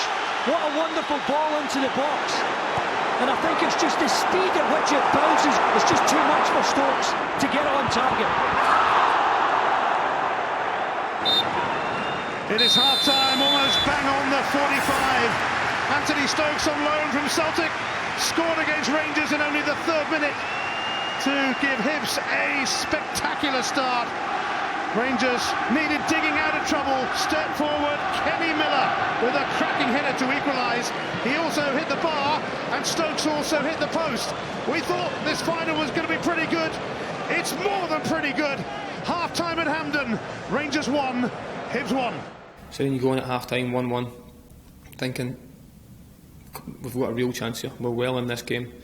We're dominating the game at times in terms of chances created. And clear-cut chances created. I know they had a lot of the ball, like I say, but felt we were always a team that was going to go and score and felt more dangerous than them. So now we were in a good place going in at half-time. Keep concentrating. Keep looking to do the things that we've been doing in the first half, and keep looking to try and pin Rangers back as much as we possibly can. I didn't want us to go and chase the game. I wanted us, when we didn't have the ball, to stay in a good shape, and when it was on to break, then we break with pace and look to try and hit them. I wanted Jason and Stokesy to keep putting their back four under pressure by stretching them in behind. We spoke to Stokesy about still staying in between the right back and the centre back, and just to keep believing in what they've been doing. Stokes fancies it, and forcing Fotheringham to turn that away for a corner. There was some power in that. Well, I don't know if Rangers are paying enough attention to Anthony Stokes. He's got terrific ability, especially from that area. What can Hibs do here? 13! It's wide. The best thing about our team is that we've always had the bond within our group is pretty good. One of the best I've probably been involved in. How tight we are off the pitch as well as on the pitch, and you know what, I think ultimately that's why we do achieve of what we have achieved.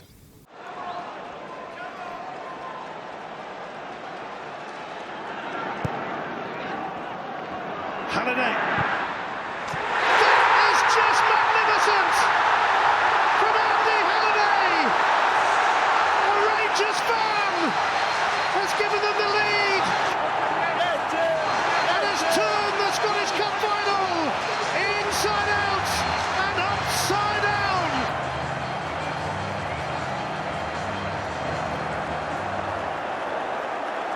What a strike! To be honest, I thought I was in trouble as soon as he hit it because of the pace that he hit it and the way that he hit it. Sometimes as a keeper, if the ball comes closer to you, whatever, but this, he probably couldn't have hit it any truer. The ball, I don't think, if you see it from behind the goal, probably didn't really move an awful lot. How are we getting beat here? I didn't feel under too much pressure and felt pretty much in control of the game, and from nowhere you're getting beat. I'm not going to lie, I was thinking, no. To be honest, part of me thought, here we go again.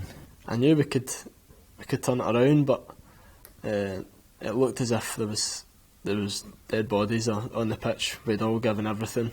It was horrible, to be fair. It was, as a player, when you go 2-1 down in a big game like that, and the crowd, and you just don't see any way back really for a split couple of seconds. He is one of them, a Rangers fan. You can see it in the way he plays. From a Rangers point of view, it was as if like normal services resumed here. It was just a matter of time. We'll get back in the game. That's it. We'll go on and win the game now. Everyone's cheering, it's 2-1, and I think they had that swagger about them, as if it was all over. And I've just had a drink and seen all our fans and round this side, and I've just looked up, and as I've took a drink, the scoreboard's come on, it's 2-1, and I've looked and I've gone, still 20 odd minutes to go here. We can do this. We can do this. I felt we'd get back in the game, no problem at all. You know, because of the way we were playing. You get strength and you go, right, this is going to be our day. In the next 5-10 minutes after losing a goal is the most important time. First and foremost, you need to try and put them back on the back foot. I think you could sense it though straight after tip-off, you know. We were going for him. Anthony Stokes has gone for the chip here, but it was always veering away from its intended target. Substitutions, you know, I felt as if we just needed to do something different. We'd just gone behind, and then we take Font off. We bring Liam on, and then we bring Keats on and all for Jason. He just says go on, change the formation to a diamond, but you're used to go and play number 10 and try and get on the ball and try and make things happen. Scottish Cup final, we're 2-1 down. I thought, right, I need to try and make an impact here. And the manager says try and stretch your back line, they're getting a bit too high into our half and stuff, so as I come on I just tried to make a good few runs in behind, and it managed to happen for the team where they dropped a good 10 yards and we started gaining the ball again. I remember one of the Rangers boys telling me, oh come on, we can't really be bothered with extra time here, don't score another goal.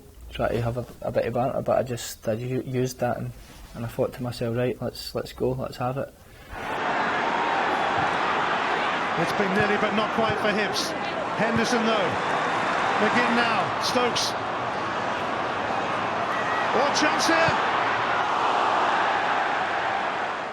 I think we've got a timing wrong, but maybe about 15 minutes to go. We're 2-1 down, and it's looking like it's another visit to Hampden.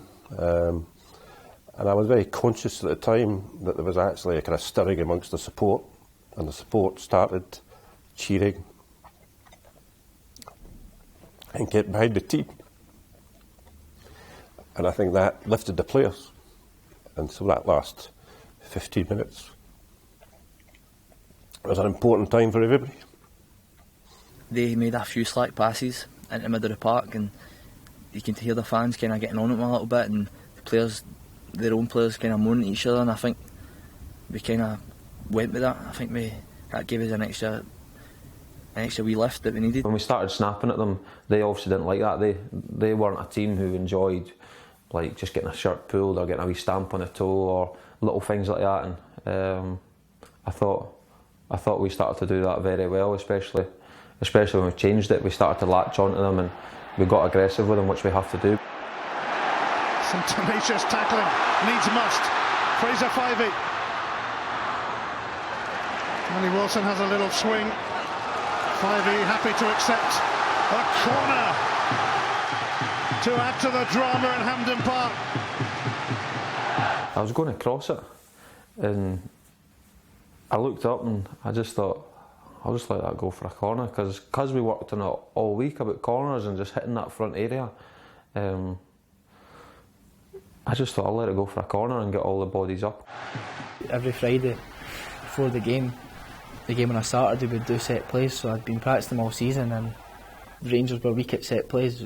We had seen it on numerous occasions on the videos that we had watched, that the front area man was, I don't know, sleeping every time they had a corner, so Gaffer told me put it in that area, get it on the money and we'll score.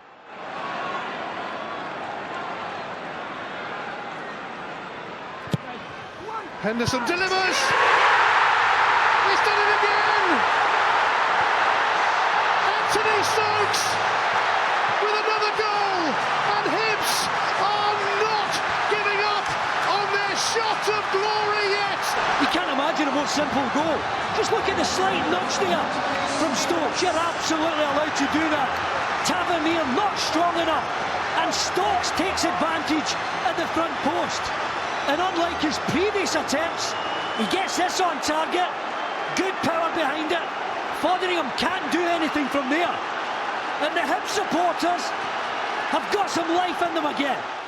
The gaffer used to say to me, just go on the keeper and sort of float about. But I think I was already at the score, and I knew I was playing well in the game. I was a bit more confident, and for some reason I just thought I'd stand on Tavernier. It looked like there was a big gap at the front post. And I'd seen him at one or two of the other corners. He wasn't attacking it, the ball was just going over his head, and he wasn't really like taking a step.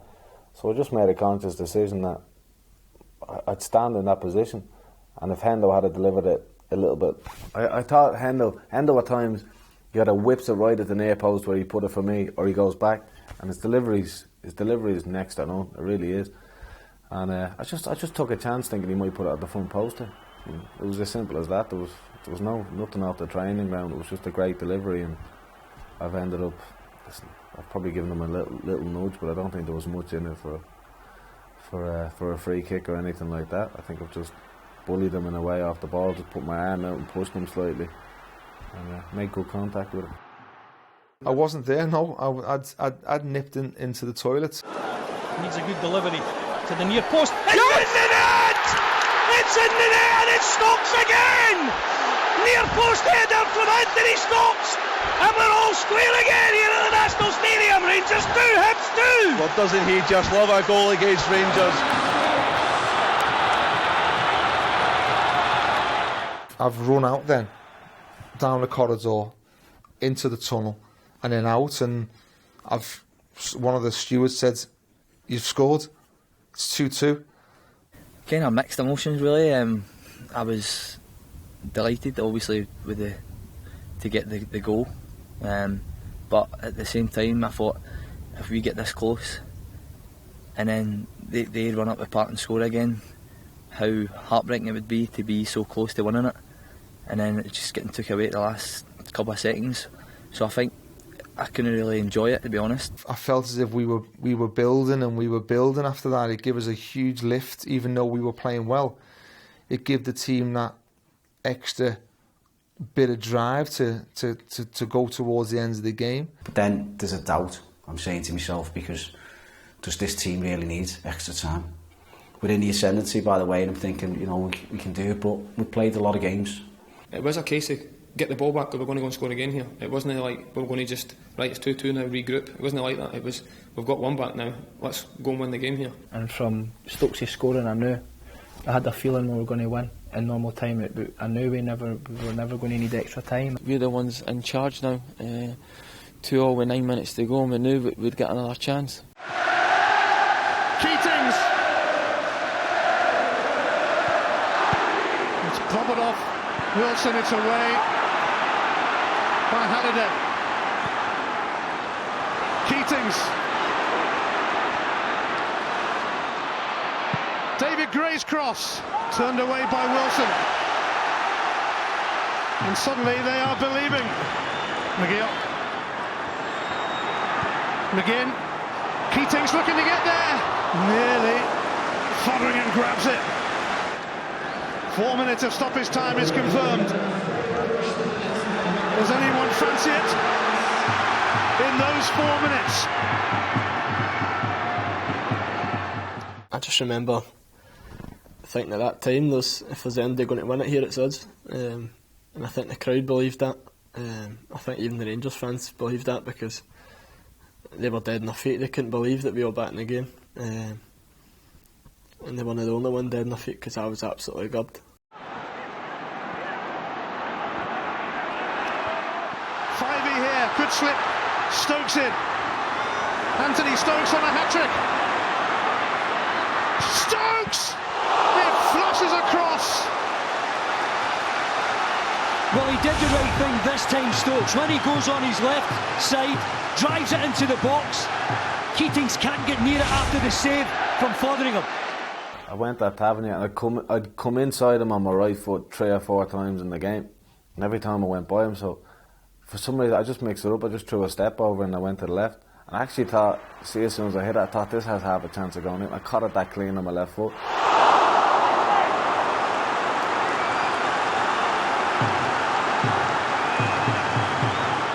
And the keeper's made a great save and it's gone out for a corner. And yeah, from there the rest is history, you know.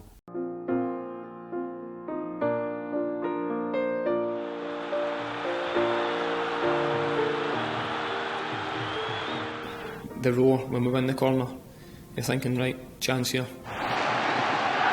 I remember myself just jogging over to the ball. I remember flicking it up, catching it. I was actually tired running into the box, because Rangers had the ball for a bit, so I had a bit of chasing around, trying to win it back, and then, as I say, we broke fast for that corner. Set myself, fixed my hair because I had long hair then. Had to do a wee fix of the hair. The 4 boys attacking the ball, like me, Daz, Nicholas was on at that point, and we're saying to each other, right, who's going where? It's always a case of, right, where are you going? You going near post, back post? And everybody was like, just go and attack the ball and see what happens here. Very emotional going up to it, because I knew we had a chance. I knew we were very good at set pieces, and I knew we were a minute to go. And as I says, I got a rush of adrenaline, and I did get a wee bit emotional knowing that this was it. This could potentially be it. Everything was going through my head. I was thinking, what if we actually score here? What's going to happen? And then I just whipped the ball in. And then that famous saying with Henderson to deliver. He's got to be tightly marked this time, Stokes. What a moment this is. It's Liam Henderson to deliver. And David Gray has scored. The captain. Hibs are standing on the brink of history after 114 years. They've almost done it. They've almost won the Scottish Cup. Well, if they are to go on and win it, no one deserves it more than David Gray for what he's given this afternoon. Look at how he meets that ball. Keeps it down, keeps it on target. It's in the back of the net. And him standing on the brink of history here. What a fabulous moment for the Hibs fans, for David Gray and Alan Sturridge. David Gray, 3 of his 5 career goals have come against Rangers. It would be fitting if the captain should clinch the cup. As soon as he hits it and it leaves Hendo's foot, I knew I was getting it. It seemed like slow motion, but I always knew I was getting to the ball. I decided I was going to go across the near post, and Nicholas was going to go first, and then I was going to run in behind him, and as soon as I was running in, I'm like, I'm getting this. I knew I was getting it.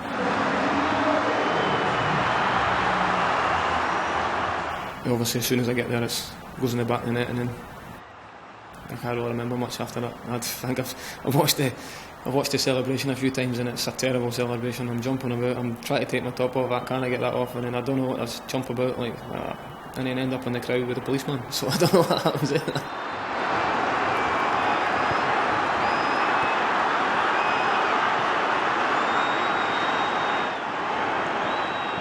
You just let yourself go. You just get lost in moments like that. It's one of those moments in football that, you know, you're lucky to have one or two of them in your career. Stokes for a hat trick here. Henderson, ball floated in. Hibs Henderson! The ball's in the back of the net, and Hibs are in the lead in the Scottish Cup final. No danger. Unbelievable. Is it David Gray? It's the skipper David Gray that's got the ball in the back of the net. Oh my goodness me, Connor! We've seen it done to us, and now we've done it. A goal in injury time in a cup final. I turn straight round and I run to the crowd, but my little brother had run down for the seat, so he was right there. I remember just going at the crowd and then realising, oh, it's my little brother. So I grabbed him. He's trying to kiss me on the head. I've tried to kiss him on the head, and we've ended up kissing each other on the lips. So honestly, it was bedlam, and I couldn't get out. Like, he wouldn't let me go. So it was a lovely moment to obviously celebrate that with one of my little brothers.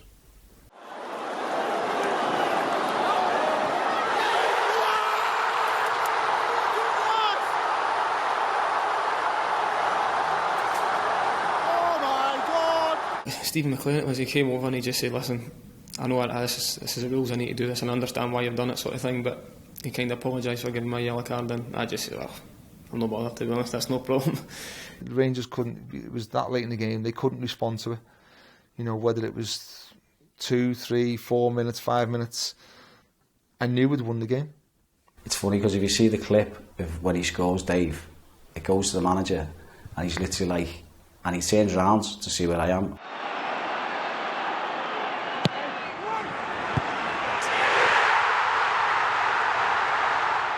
And all you see just behind the manager is this black thunderbolt just gone. That was me. I was gone.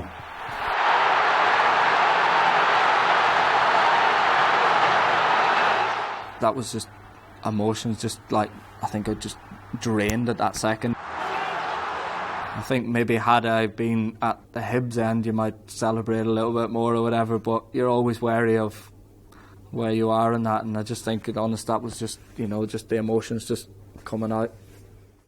I'm on the bench, and as soon as the celebration's finished, the nerves kick in, you think, oh, how long's to go? I went like jelly as soon as the ball hit the net. It was an unbelievable ball and it was an unbelievable header, and you couldn't have asked for it a better way than the captain to score the winner in the last minute.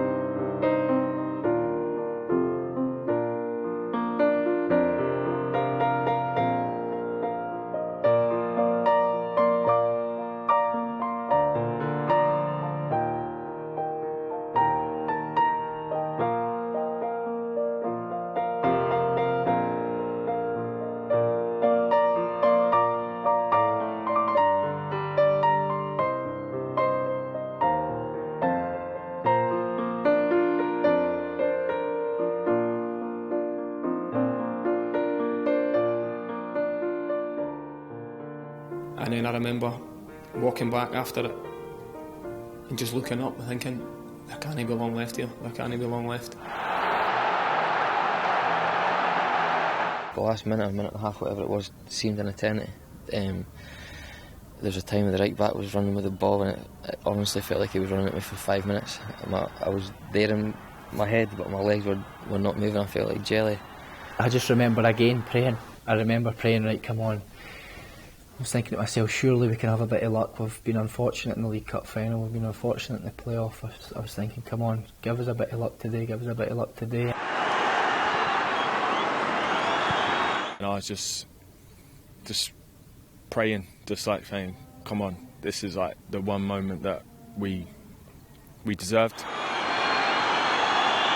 Although their fans won't be thinking the cup is finally theirs until they hear that final whistle. It was the longest 2 minutes ever.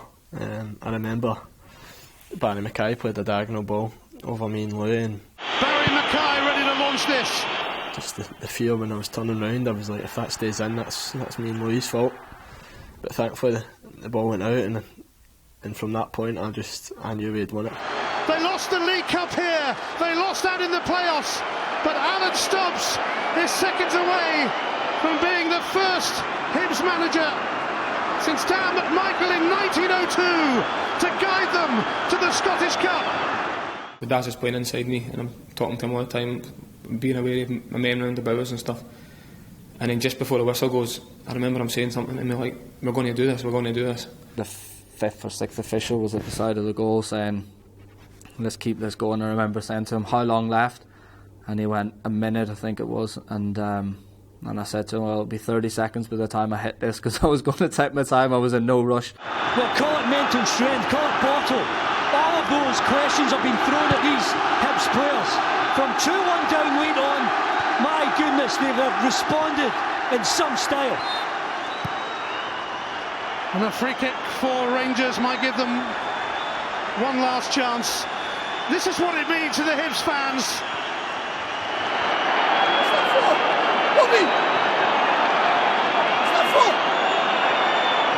In fact, it's a free kick, I think, to Hibs here. The referees blew for a free kick, and Rangers players are thinking, oh, it's our free kick. And I remember the referee pointing for our free kick, so I've picked up the ball, I've rolled it back to corner, and I've told everybody to relax, calm down, calm down. I think Halliday got a yellow card there, Ian.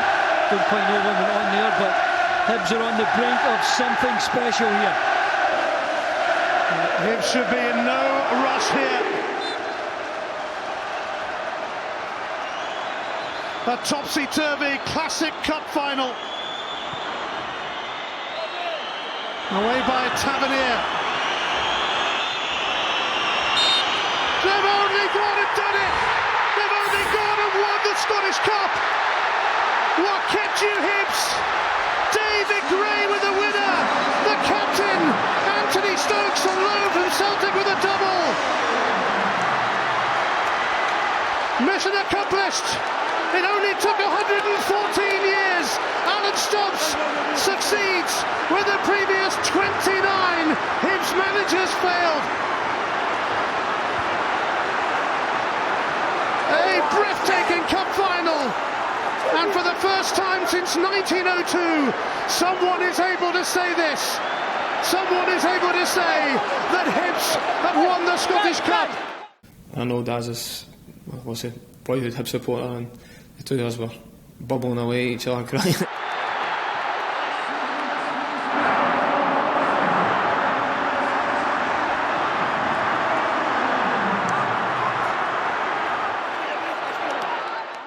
It went for this rush of emotion and adrenaline when Dave scored to almost a shock for me, knowing that final whistle had went, and I think the significance, it was too much for me to sort of compute in my mind. It was almost, I just remember running to Dave Gray and hugging and celebrating him, and almost being disbelief, thinking we've actually done it.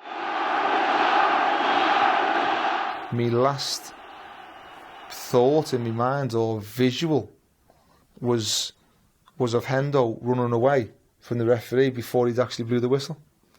And I knew then, I knew that we'd done it.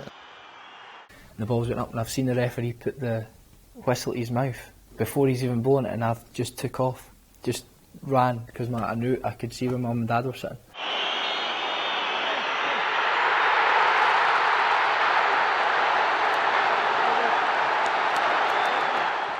I just gave the manager a hug, and he said, "That's for your dad," and I said, "That's for your dad," and so on. And you know, we just hugged each other, and just unbelievable. It was more relief, to be honest. Relief, and just for everything that had happened. And as I said, part of me never thought it was going to happen. So to be part of that and to have put so much in to Hibs over the years, it was the icing on the cake. My little man was only, I was 3, and my little girl was 1 at the time.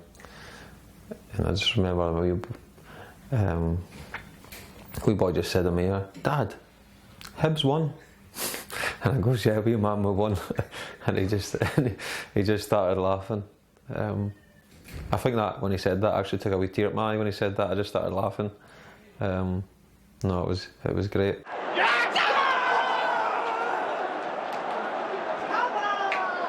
I just grabbed the ball and booted it so far into the Hibs crowd.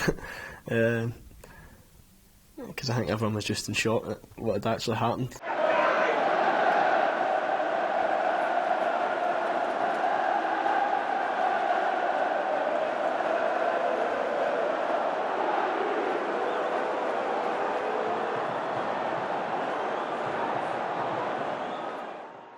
My girlfriend was emotional, and I was emotional. I was just walking through the crowd, and my dad, I can see, like, I was just in front of my dad, and he was like looking on the pitch, and then he was just like, he clocked me, and I was just right in front of his face, and he gave me the biggest hug I've ever experienced in my life.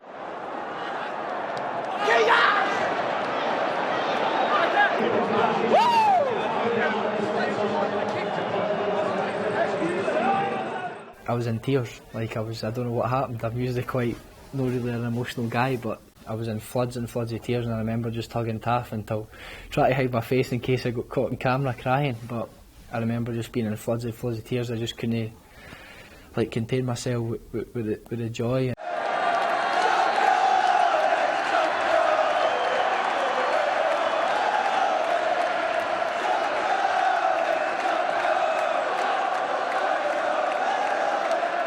Obviously, as soon as the whistle went, the injury disappears for maybe a few minutes, and I'm right on the pitch running on to try and celebrate with the rest of the team.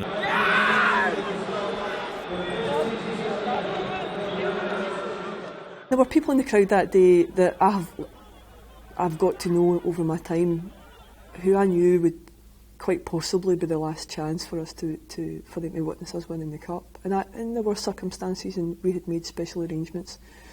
You know, and I wanted to see these guys. I wanted to share that moment with them too and their families. You know, and that's the other part of it. You know, there are just so many people. It's not just about winning a football match. It's about almost completing something. You know, and again, it's a privilege to be able to do that for somebody at that point in their life. All those thoughts go through your mind, all the messages you've read and all the people who have tweeted you and all the people you've spoken to over the run, the cup run.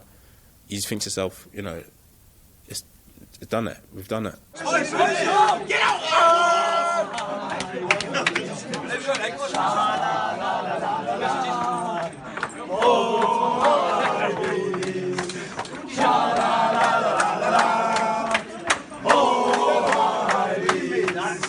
In most games, I'd just speak to my dad, and he'd just tell me good luck, work hard, and you know how good you are. And if I play well, that the performance will bring goals and bring a good performance. But it was funny actually, because after the game I was speaking to him. I think he had a few drinks on him. I said this to him actually only the other day.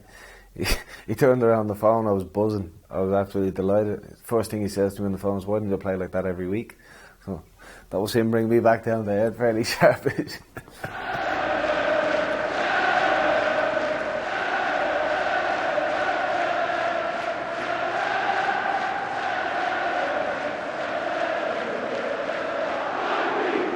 If I'm honest, I didn't think we were going to score in the last minute like we did. Man, that was like a fairy tale. I thought we had a chance in the extra time. I thought we'll take this extra time, maybe penalties, get a chance. But I'll say Baldy Napper, Dave Gray with a head, and then the rest was history, innit? It was absolutely, honestly, it was a fairy tale.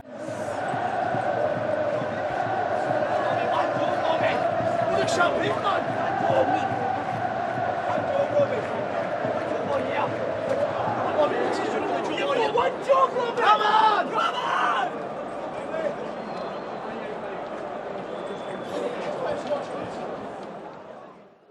My dad was at the game and that, so I just remember when I was coming off, going down the tunnel and that, looking up and seeing my kids and my partner and my dad, and you know, I remember looking at my little girl and her eyes were so red, and I said, what's wrong with her? Was she crying? She was crying when we were losing 2-1 because she thought we weren't going to win, and then she was crying when we scored and we were going to win. She didn't know what to do.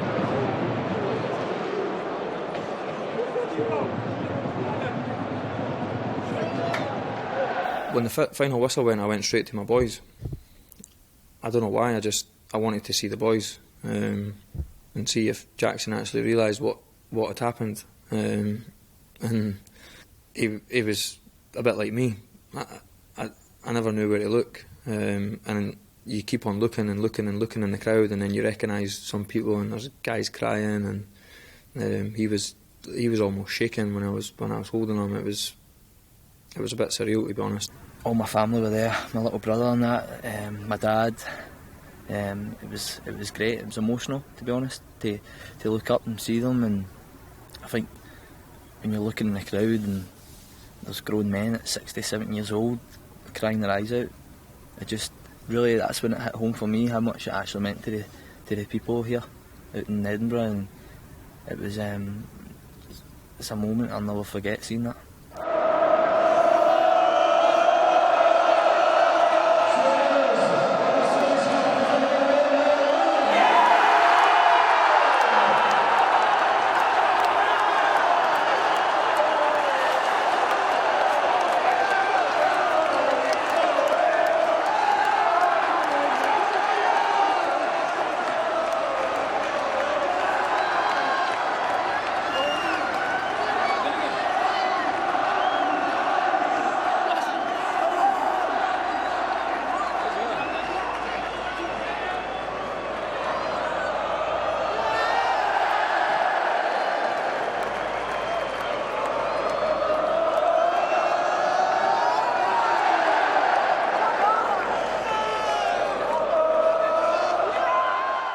My own father, I gave him a shot with I got a picture with him with my medal, and he started crying, and it wasn't because that he was that proud of me. It was the fact that the day he was able to experience with all them fans, he said, I'll never forget that.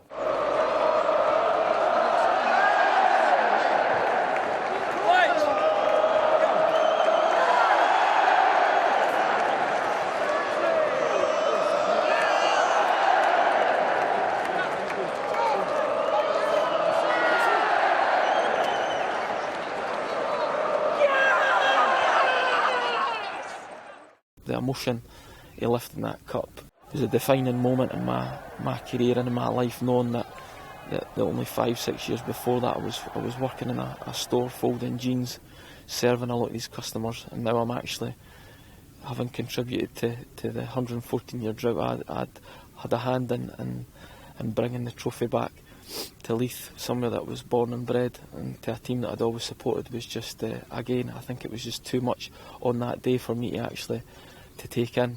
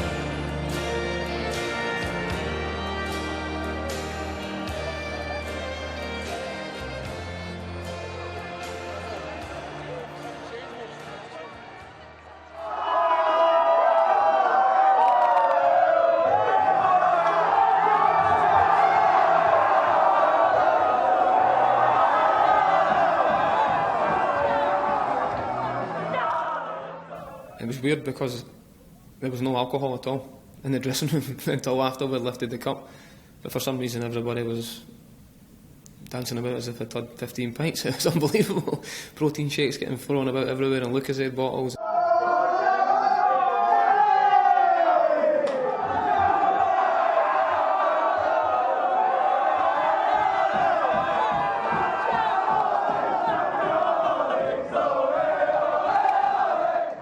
one of the first messages I seen was for John Collins. He, texted saying, "Well done, you man, and you deserve it," kind of thing. And I hadn't really heard from him that much since leaving, since he left.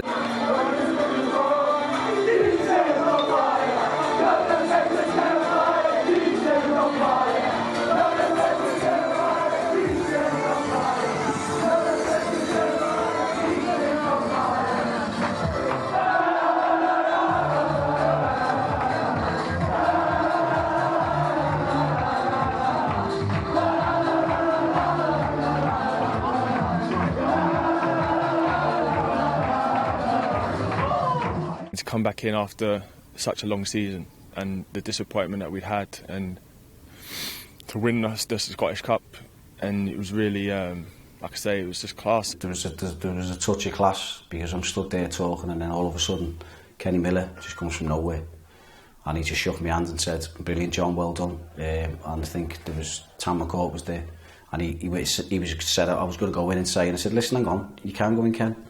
I've got opened the door and I went, hey, calm down. So I've literally stopped the lads, and Kenny's gone in and shook everyone's hand. So that's a touch of class off Kenny.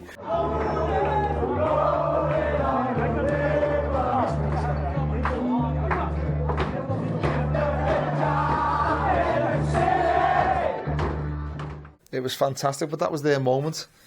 It wasn't necessarily my moment. It was their moment, and I wanted them to enjoy it to the full.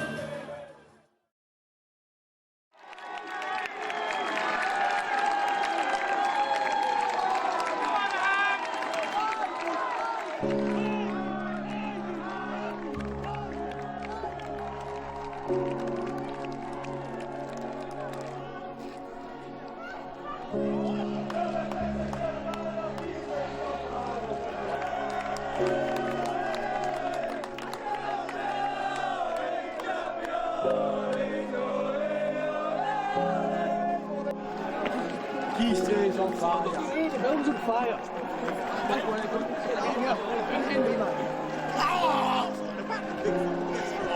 We did it, baby! We did it, baby! Yeah!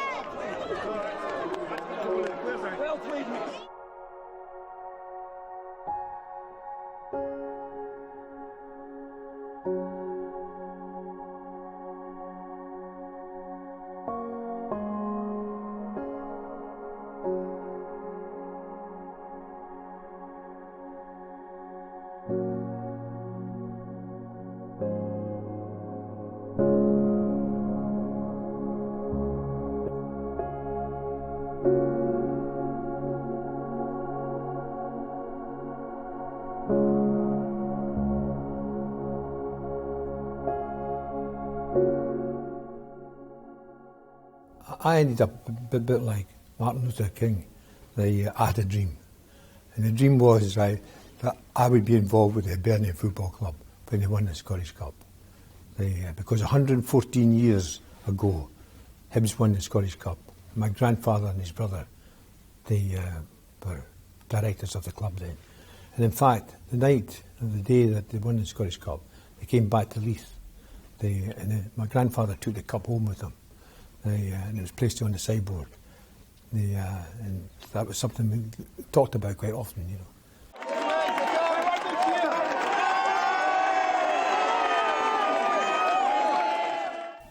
I never thought a tear would appear in my eye with emotion, but I couldn't believe it.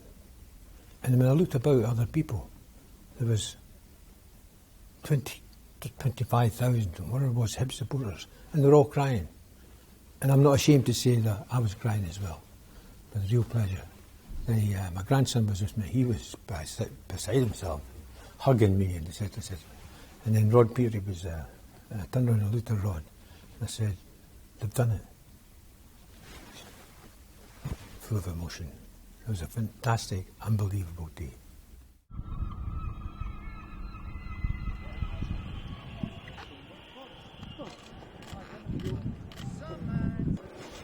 Come on!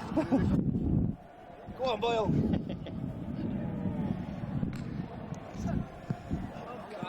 Oh, nice.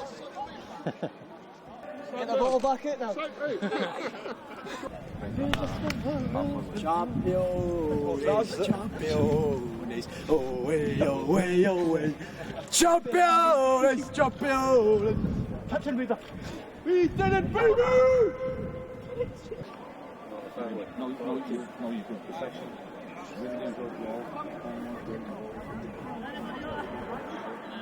Scottish Cup heartache, no more for Hibernian as these players go down in history.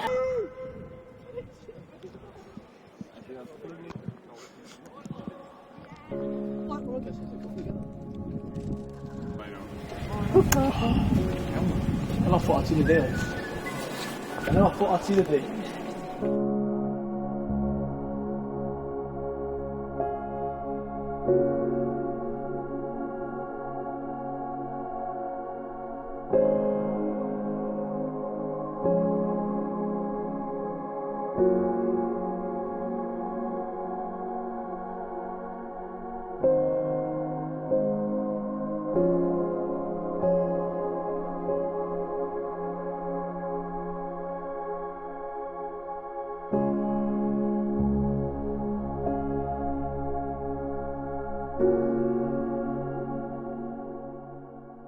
Basically the party started then. A few people are shouting from the flats and everyone's having a party and hanging out the windows and shouting, "Can I have a picture?" And I said, "Yeah," on the way back. So on the way back, I comes back, two girls come down and there's a lad still up there and I'm taking a few pictures and autographs and stuff, and then he says, "Come up for a drink." And I said, "Oh, come on then." I said, "Did you go to the game?" "Yeah." We had a chat about the game and stuff, and I said, "Why don't you come to the party?" And they were like, "What?" So I said, "Yeah, come in." I said, "You could be guest of mine."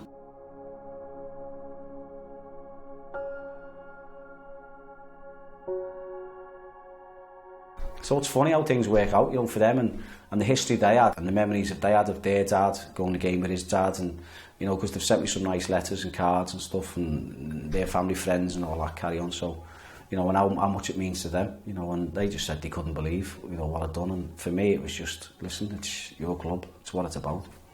So going back to Easter Road was nice. It was good to have a real good celebration with everybody, and then obviously the lights come on at Easter Road. And everybody's like, "Where are we going now?" Because nobody wanted to go home, that's for sure. About 3:30, I remember lying on my bed. I hadn't quite made it to sleep yet, and it was my phone vibrating. I saw David Gray and I was like, "What's he wanting?" It was Dave and his pal Muzz, and he's phoning saying, "Right, we're coming to yours. You're having a party, is that right?" So that was me energised and ready to go again. And Dave was really thankful to the taxi driver that managed to fuel the party. So.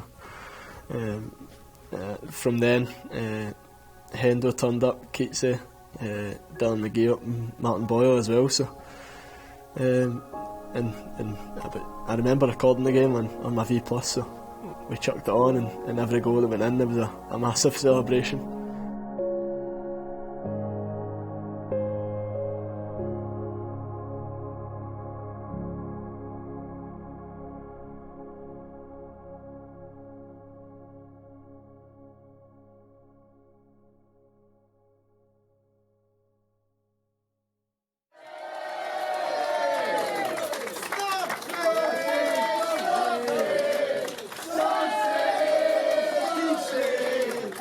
singing in McGinn's flat, and then we had Easter Road. We had the back at Easter Road for the open top bus. We didn't get showered. We went to McDonald's, and I remember me and Dan were there, and a couple of people like, what are they doing here? But we had to fuel us up to go again. But it took us about an hour from my flat to Easter Road, which is normally a 10-minute walk, and that's when it really sunk in to me that what we had achieved. Old women stopping for photos, grandas. They were just saying, "No, thanks very much. Like, I would just want to shake your hand and thank you for winning, like being a part of winning the Scottish Cup." A taxi stopped at the traffic lights and I'm walking, and I just said, "Stay on, son, stay on." And there's been times in the past where I think, "Oh, this is my cue to run." Like he's got to go, but the windows rolled down in the taxi, and a boy about mine just crawled out, he jumped in the pavement, and he's crawling up to him, and he's just gave me a hug, which felt like for 10 minutes, and tears in his eye. I don't know if it was just maybe still on it for the night before, but it was mad.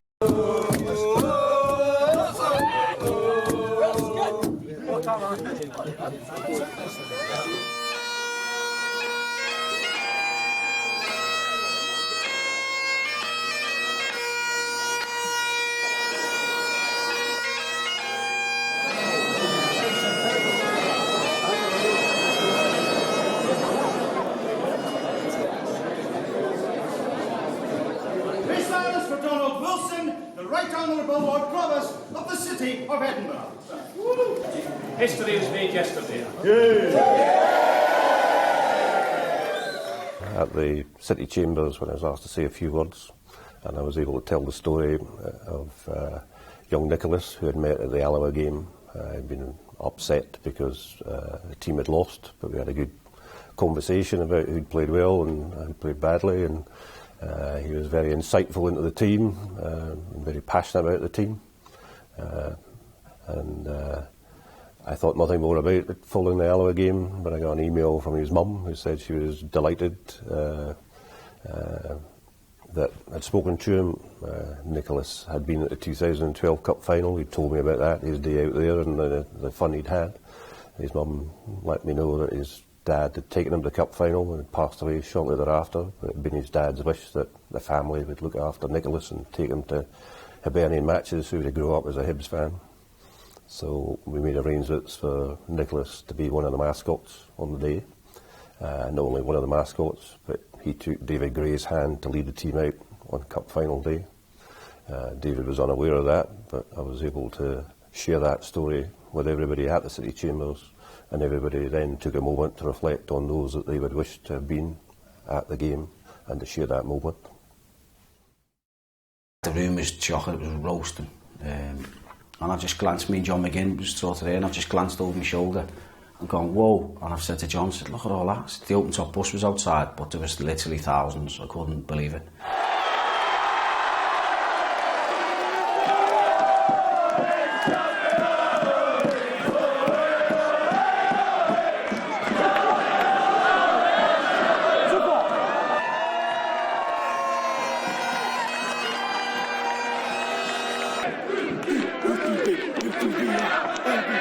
The open top bus was just mind blown.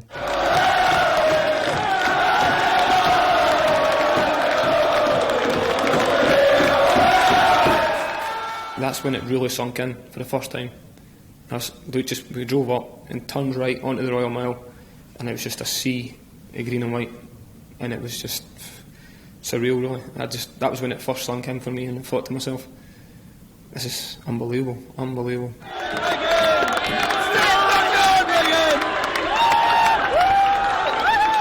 There's not many words for that, just the best day of my life by far. To experience so many people coming out to applaud you and to celebrate success is amazing. Obviously my mum and all that, they came, my brothers didn't come, obviously being Hearts fans, but actually my uncle and my wee cousins and my auntie and that side of my family are actually Hibs fans. So I seen them. Shout out to Uncle Sis, born and bred Hibs fan, top man. He was there. So I was waving at him in that, and there was just so many people, mate. I'll never ever see anything like that again. You know what I mean? Even if Hibs win it again, it'll be massive. But I just honestly, I think every Hibs fan, every person that was local was there, and it was just an absolute blast. It was brilliant, mate.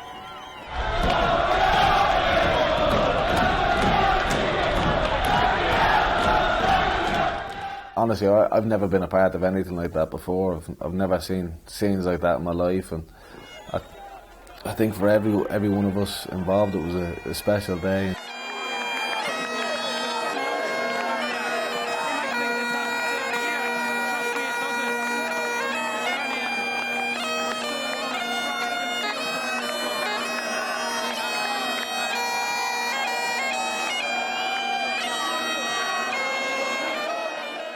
We turn off the end of Princess Street and then we looked to enter Leith Walk, and it was just, oh my God. And everybody was like open mouth looking, going, what is this? And it was just absolutely mind blown. To see the fans lining the street, the amount of fans, it was unbelievable. And when I was coming up here and I had, options in England to stay down there, and clubs wanted to sign me down there, and I was coming up here and people were like, Scotland, are you sure? And I remember taking a picture that day and I put it on some form of social media. And I said, when I came here, people said, Scotland, are you sure? I said, I think this answers the question.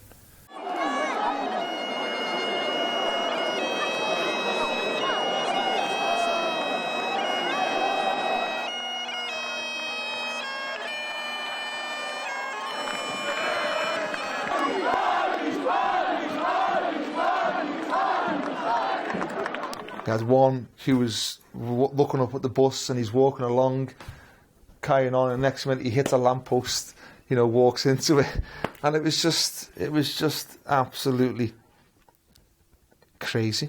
It really was.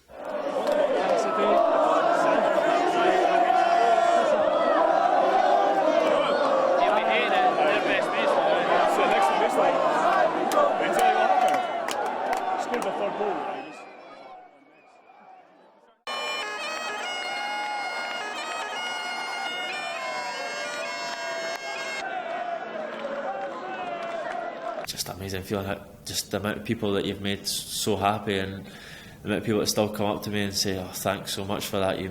I've waited all my life for that day, and it's incredible.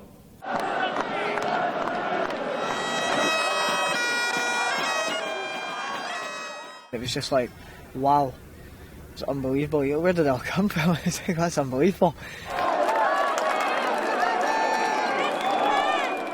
The whole squad, the staff, Tam and Joyce, people that are special to this club, that have been here for a long, long time. For everybody to be on that bus together and to see the way Leith Walk was down at the bottom of it and going through the town was something that you could never dream of being a part of.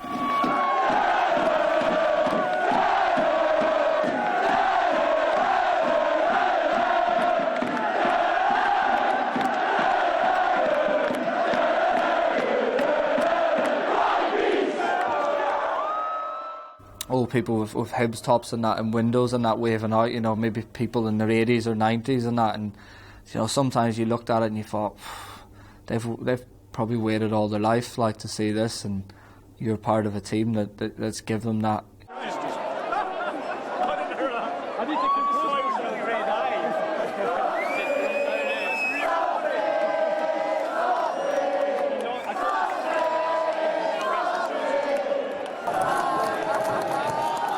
It doesn't feel like kind of a personal achievement in any way, shape or form. For me, it's just been part. I love that idea of being part of this big group, and the big group being the club, the supporters, and the bigger extended community. Leanne, myself, and everybody here, we've got some wonderful wonderful, exciting ideas about where we can go with this. And you might actually say that actually winning the cup was actually important to make sure that we've got the time to do these things. There has to be more. You know, there has to be more to come. That success, I want more of that success.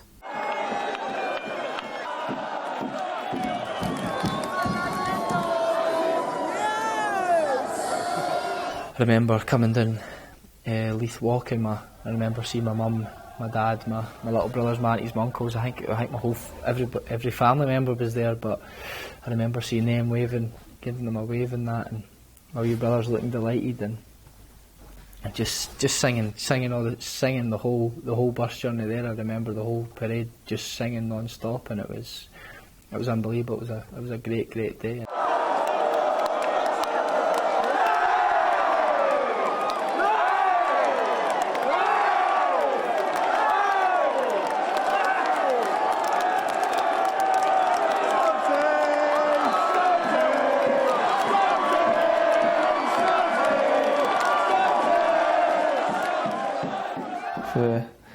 The minute we stepped on the bus to the minute we got off, it was just quite scary. It was a real eye opener to see how big a club it is, how many fans that stood in the streets and stuff like that, and how much it actually meant to them. It's great. Obviously, as a player, you want to please fans. That's what you're out there doing to make them happy and obviously do the best for the club. And to see that many people happy was the best thing for us.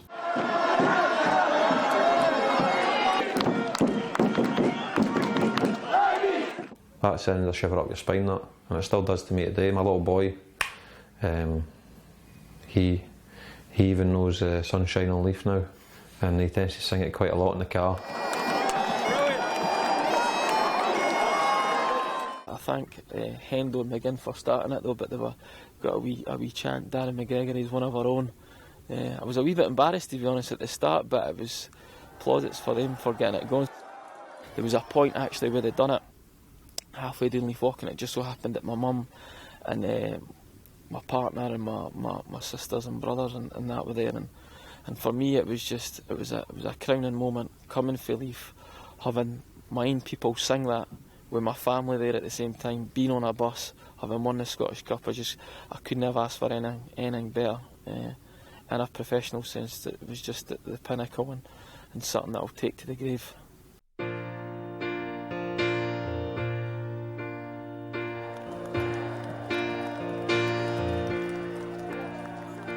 My heart was broken. My heart was broken. Sorrow, sorrow, sorrow, sorrow. My heart was broken. I think when you have an occasion like that where the players get so much enjoyment out of it and so do the fans, and you all come away with great memories, I think they're just bits of football that you'll never forget, and that weekend will definitely go down as one of the best weekends of my life. We've had grown men in tears about it, you know, and it was pretty, to be able to bring that joy to people who can't get on the pitch, who would love to be able to play for Hibs, but they support us the way they do, and to achieve that for them is really something.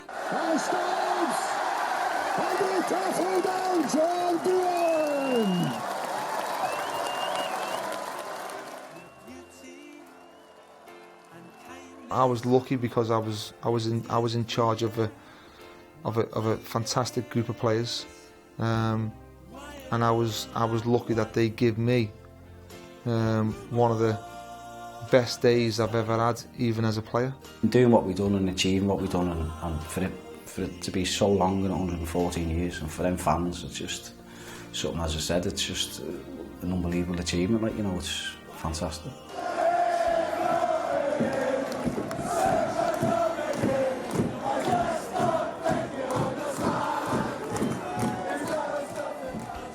It was only after the season had finished I was sitting on the sun lounger thinking what just happened there. You go from nothing to Hibs legend in the space of a year. It was crazy, and it's it's something I'll always be grateful for everyone at the club. It's hard to put into words just what we actually achieved on that day and how we won it and the way we won it, and it was just it was special.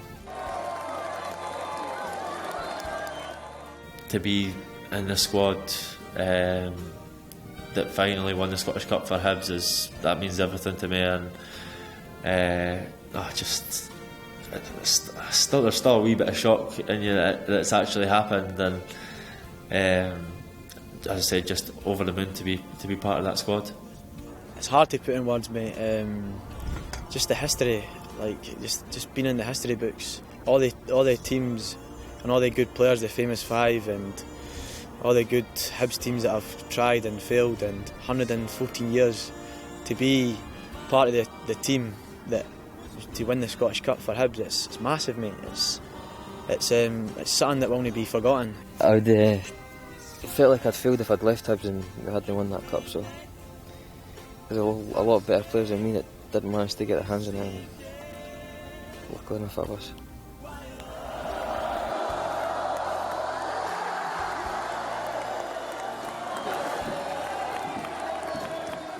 Some people actually said to me, they were like, look, my dad and granddad have never seen this, like that's all they would have died happy if they would have seen Hibs won the cup. That's all they want to do. And there was a lot of like emotion and a lot of feelings for me of being proud to be part of that team, to be able to give the fans back that sort of feeling.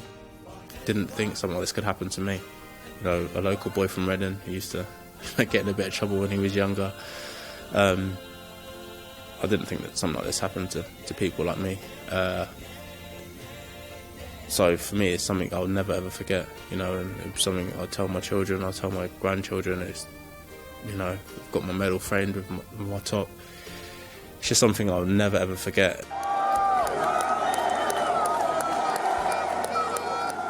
Growing up as a young boy, you're out in the back garden, you're imagining you're lifting cups and stuff like that, and you're sitting on TV watching cup finals as a wee boy, and I'm personally watching my heroes lift that cup, and I never ever thought I would do it. So obviously to up there and obviously have a winner's medal at home and have pictures of me lifting that cup and stuff like that was just something I never thought I would do, and I actually done it.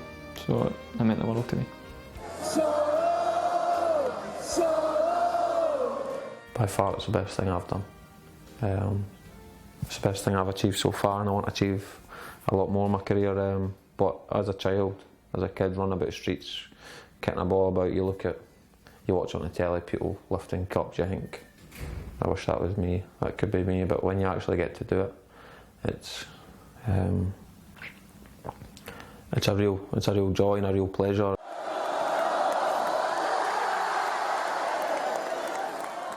Hibs has been a part of my family, my granddad, and obviously with me coming to watch them, so it was a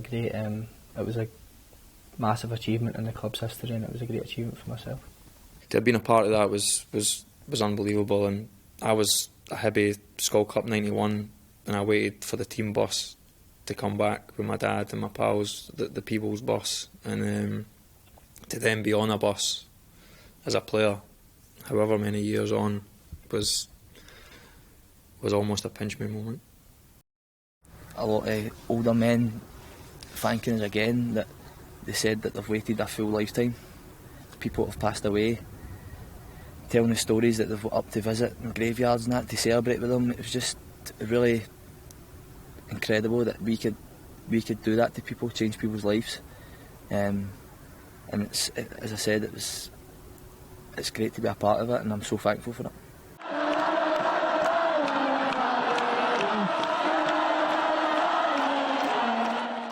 Proudest moment in my footballing career by a long, long way, and apart from the birth of my kids, it's definitely the greatest moment in my life. It was obviously a dream come true, and to be able to be lucky enough to be captain and to be able to go and do it and to make so many people happy at the club, and I'm just very, very grateful for that opportunity, really.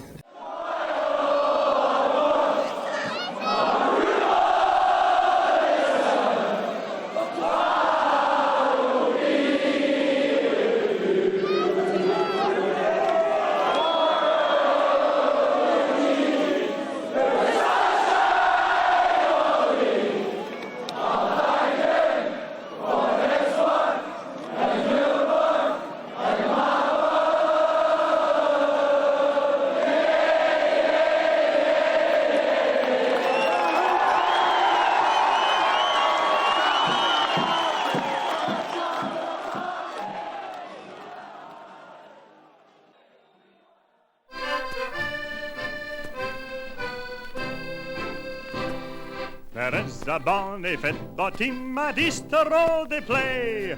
I go along to cheer them every other Saturday. In colours green and white, the finest in the land today. The hips go marching on. Glory, glory to the Highbees.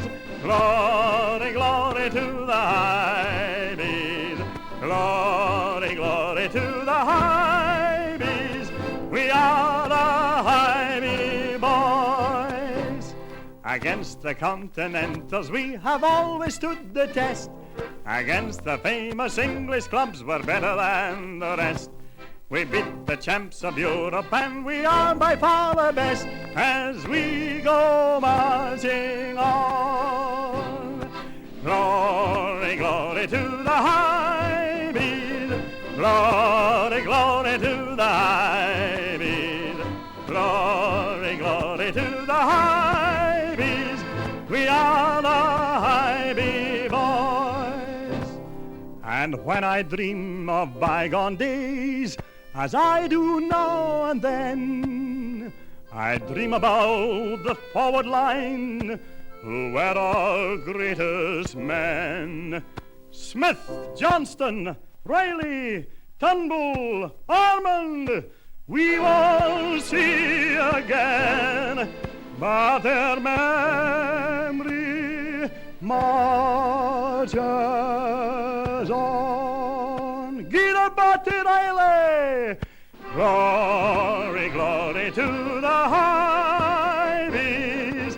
Glory, glory to the Highbees.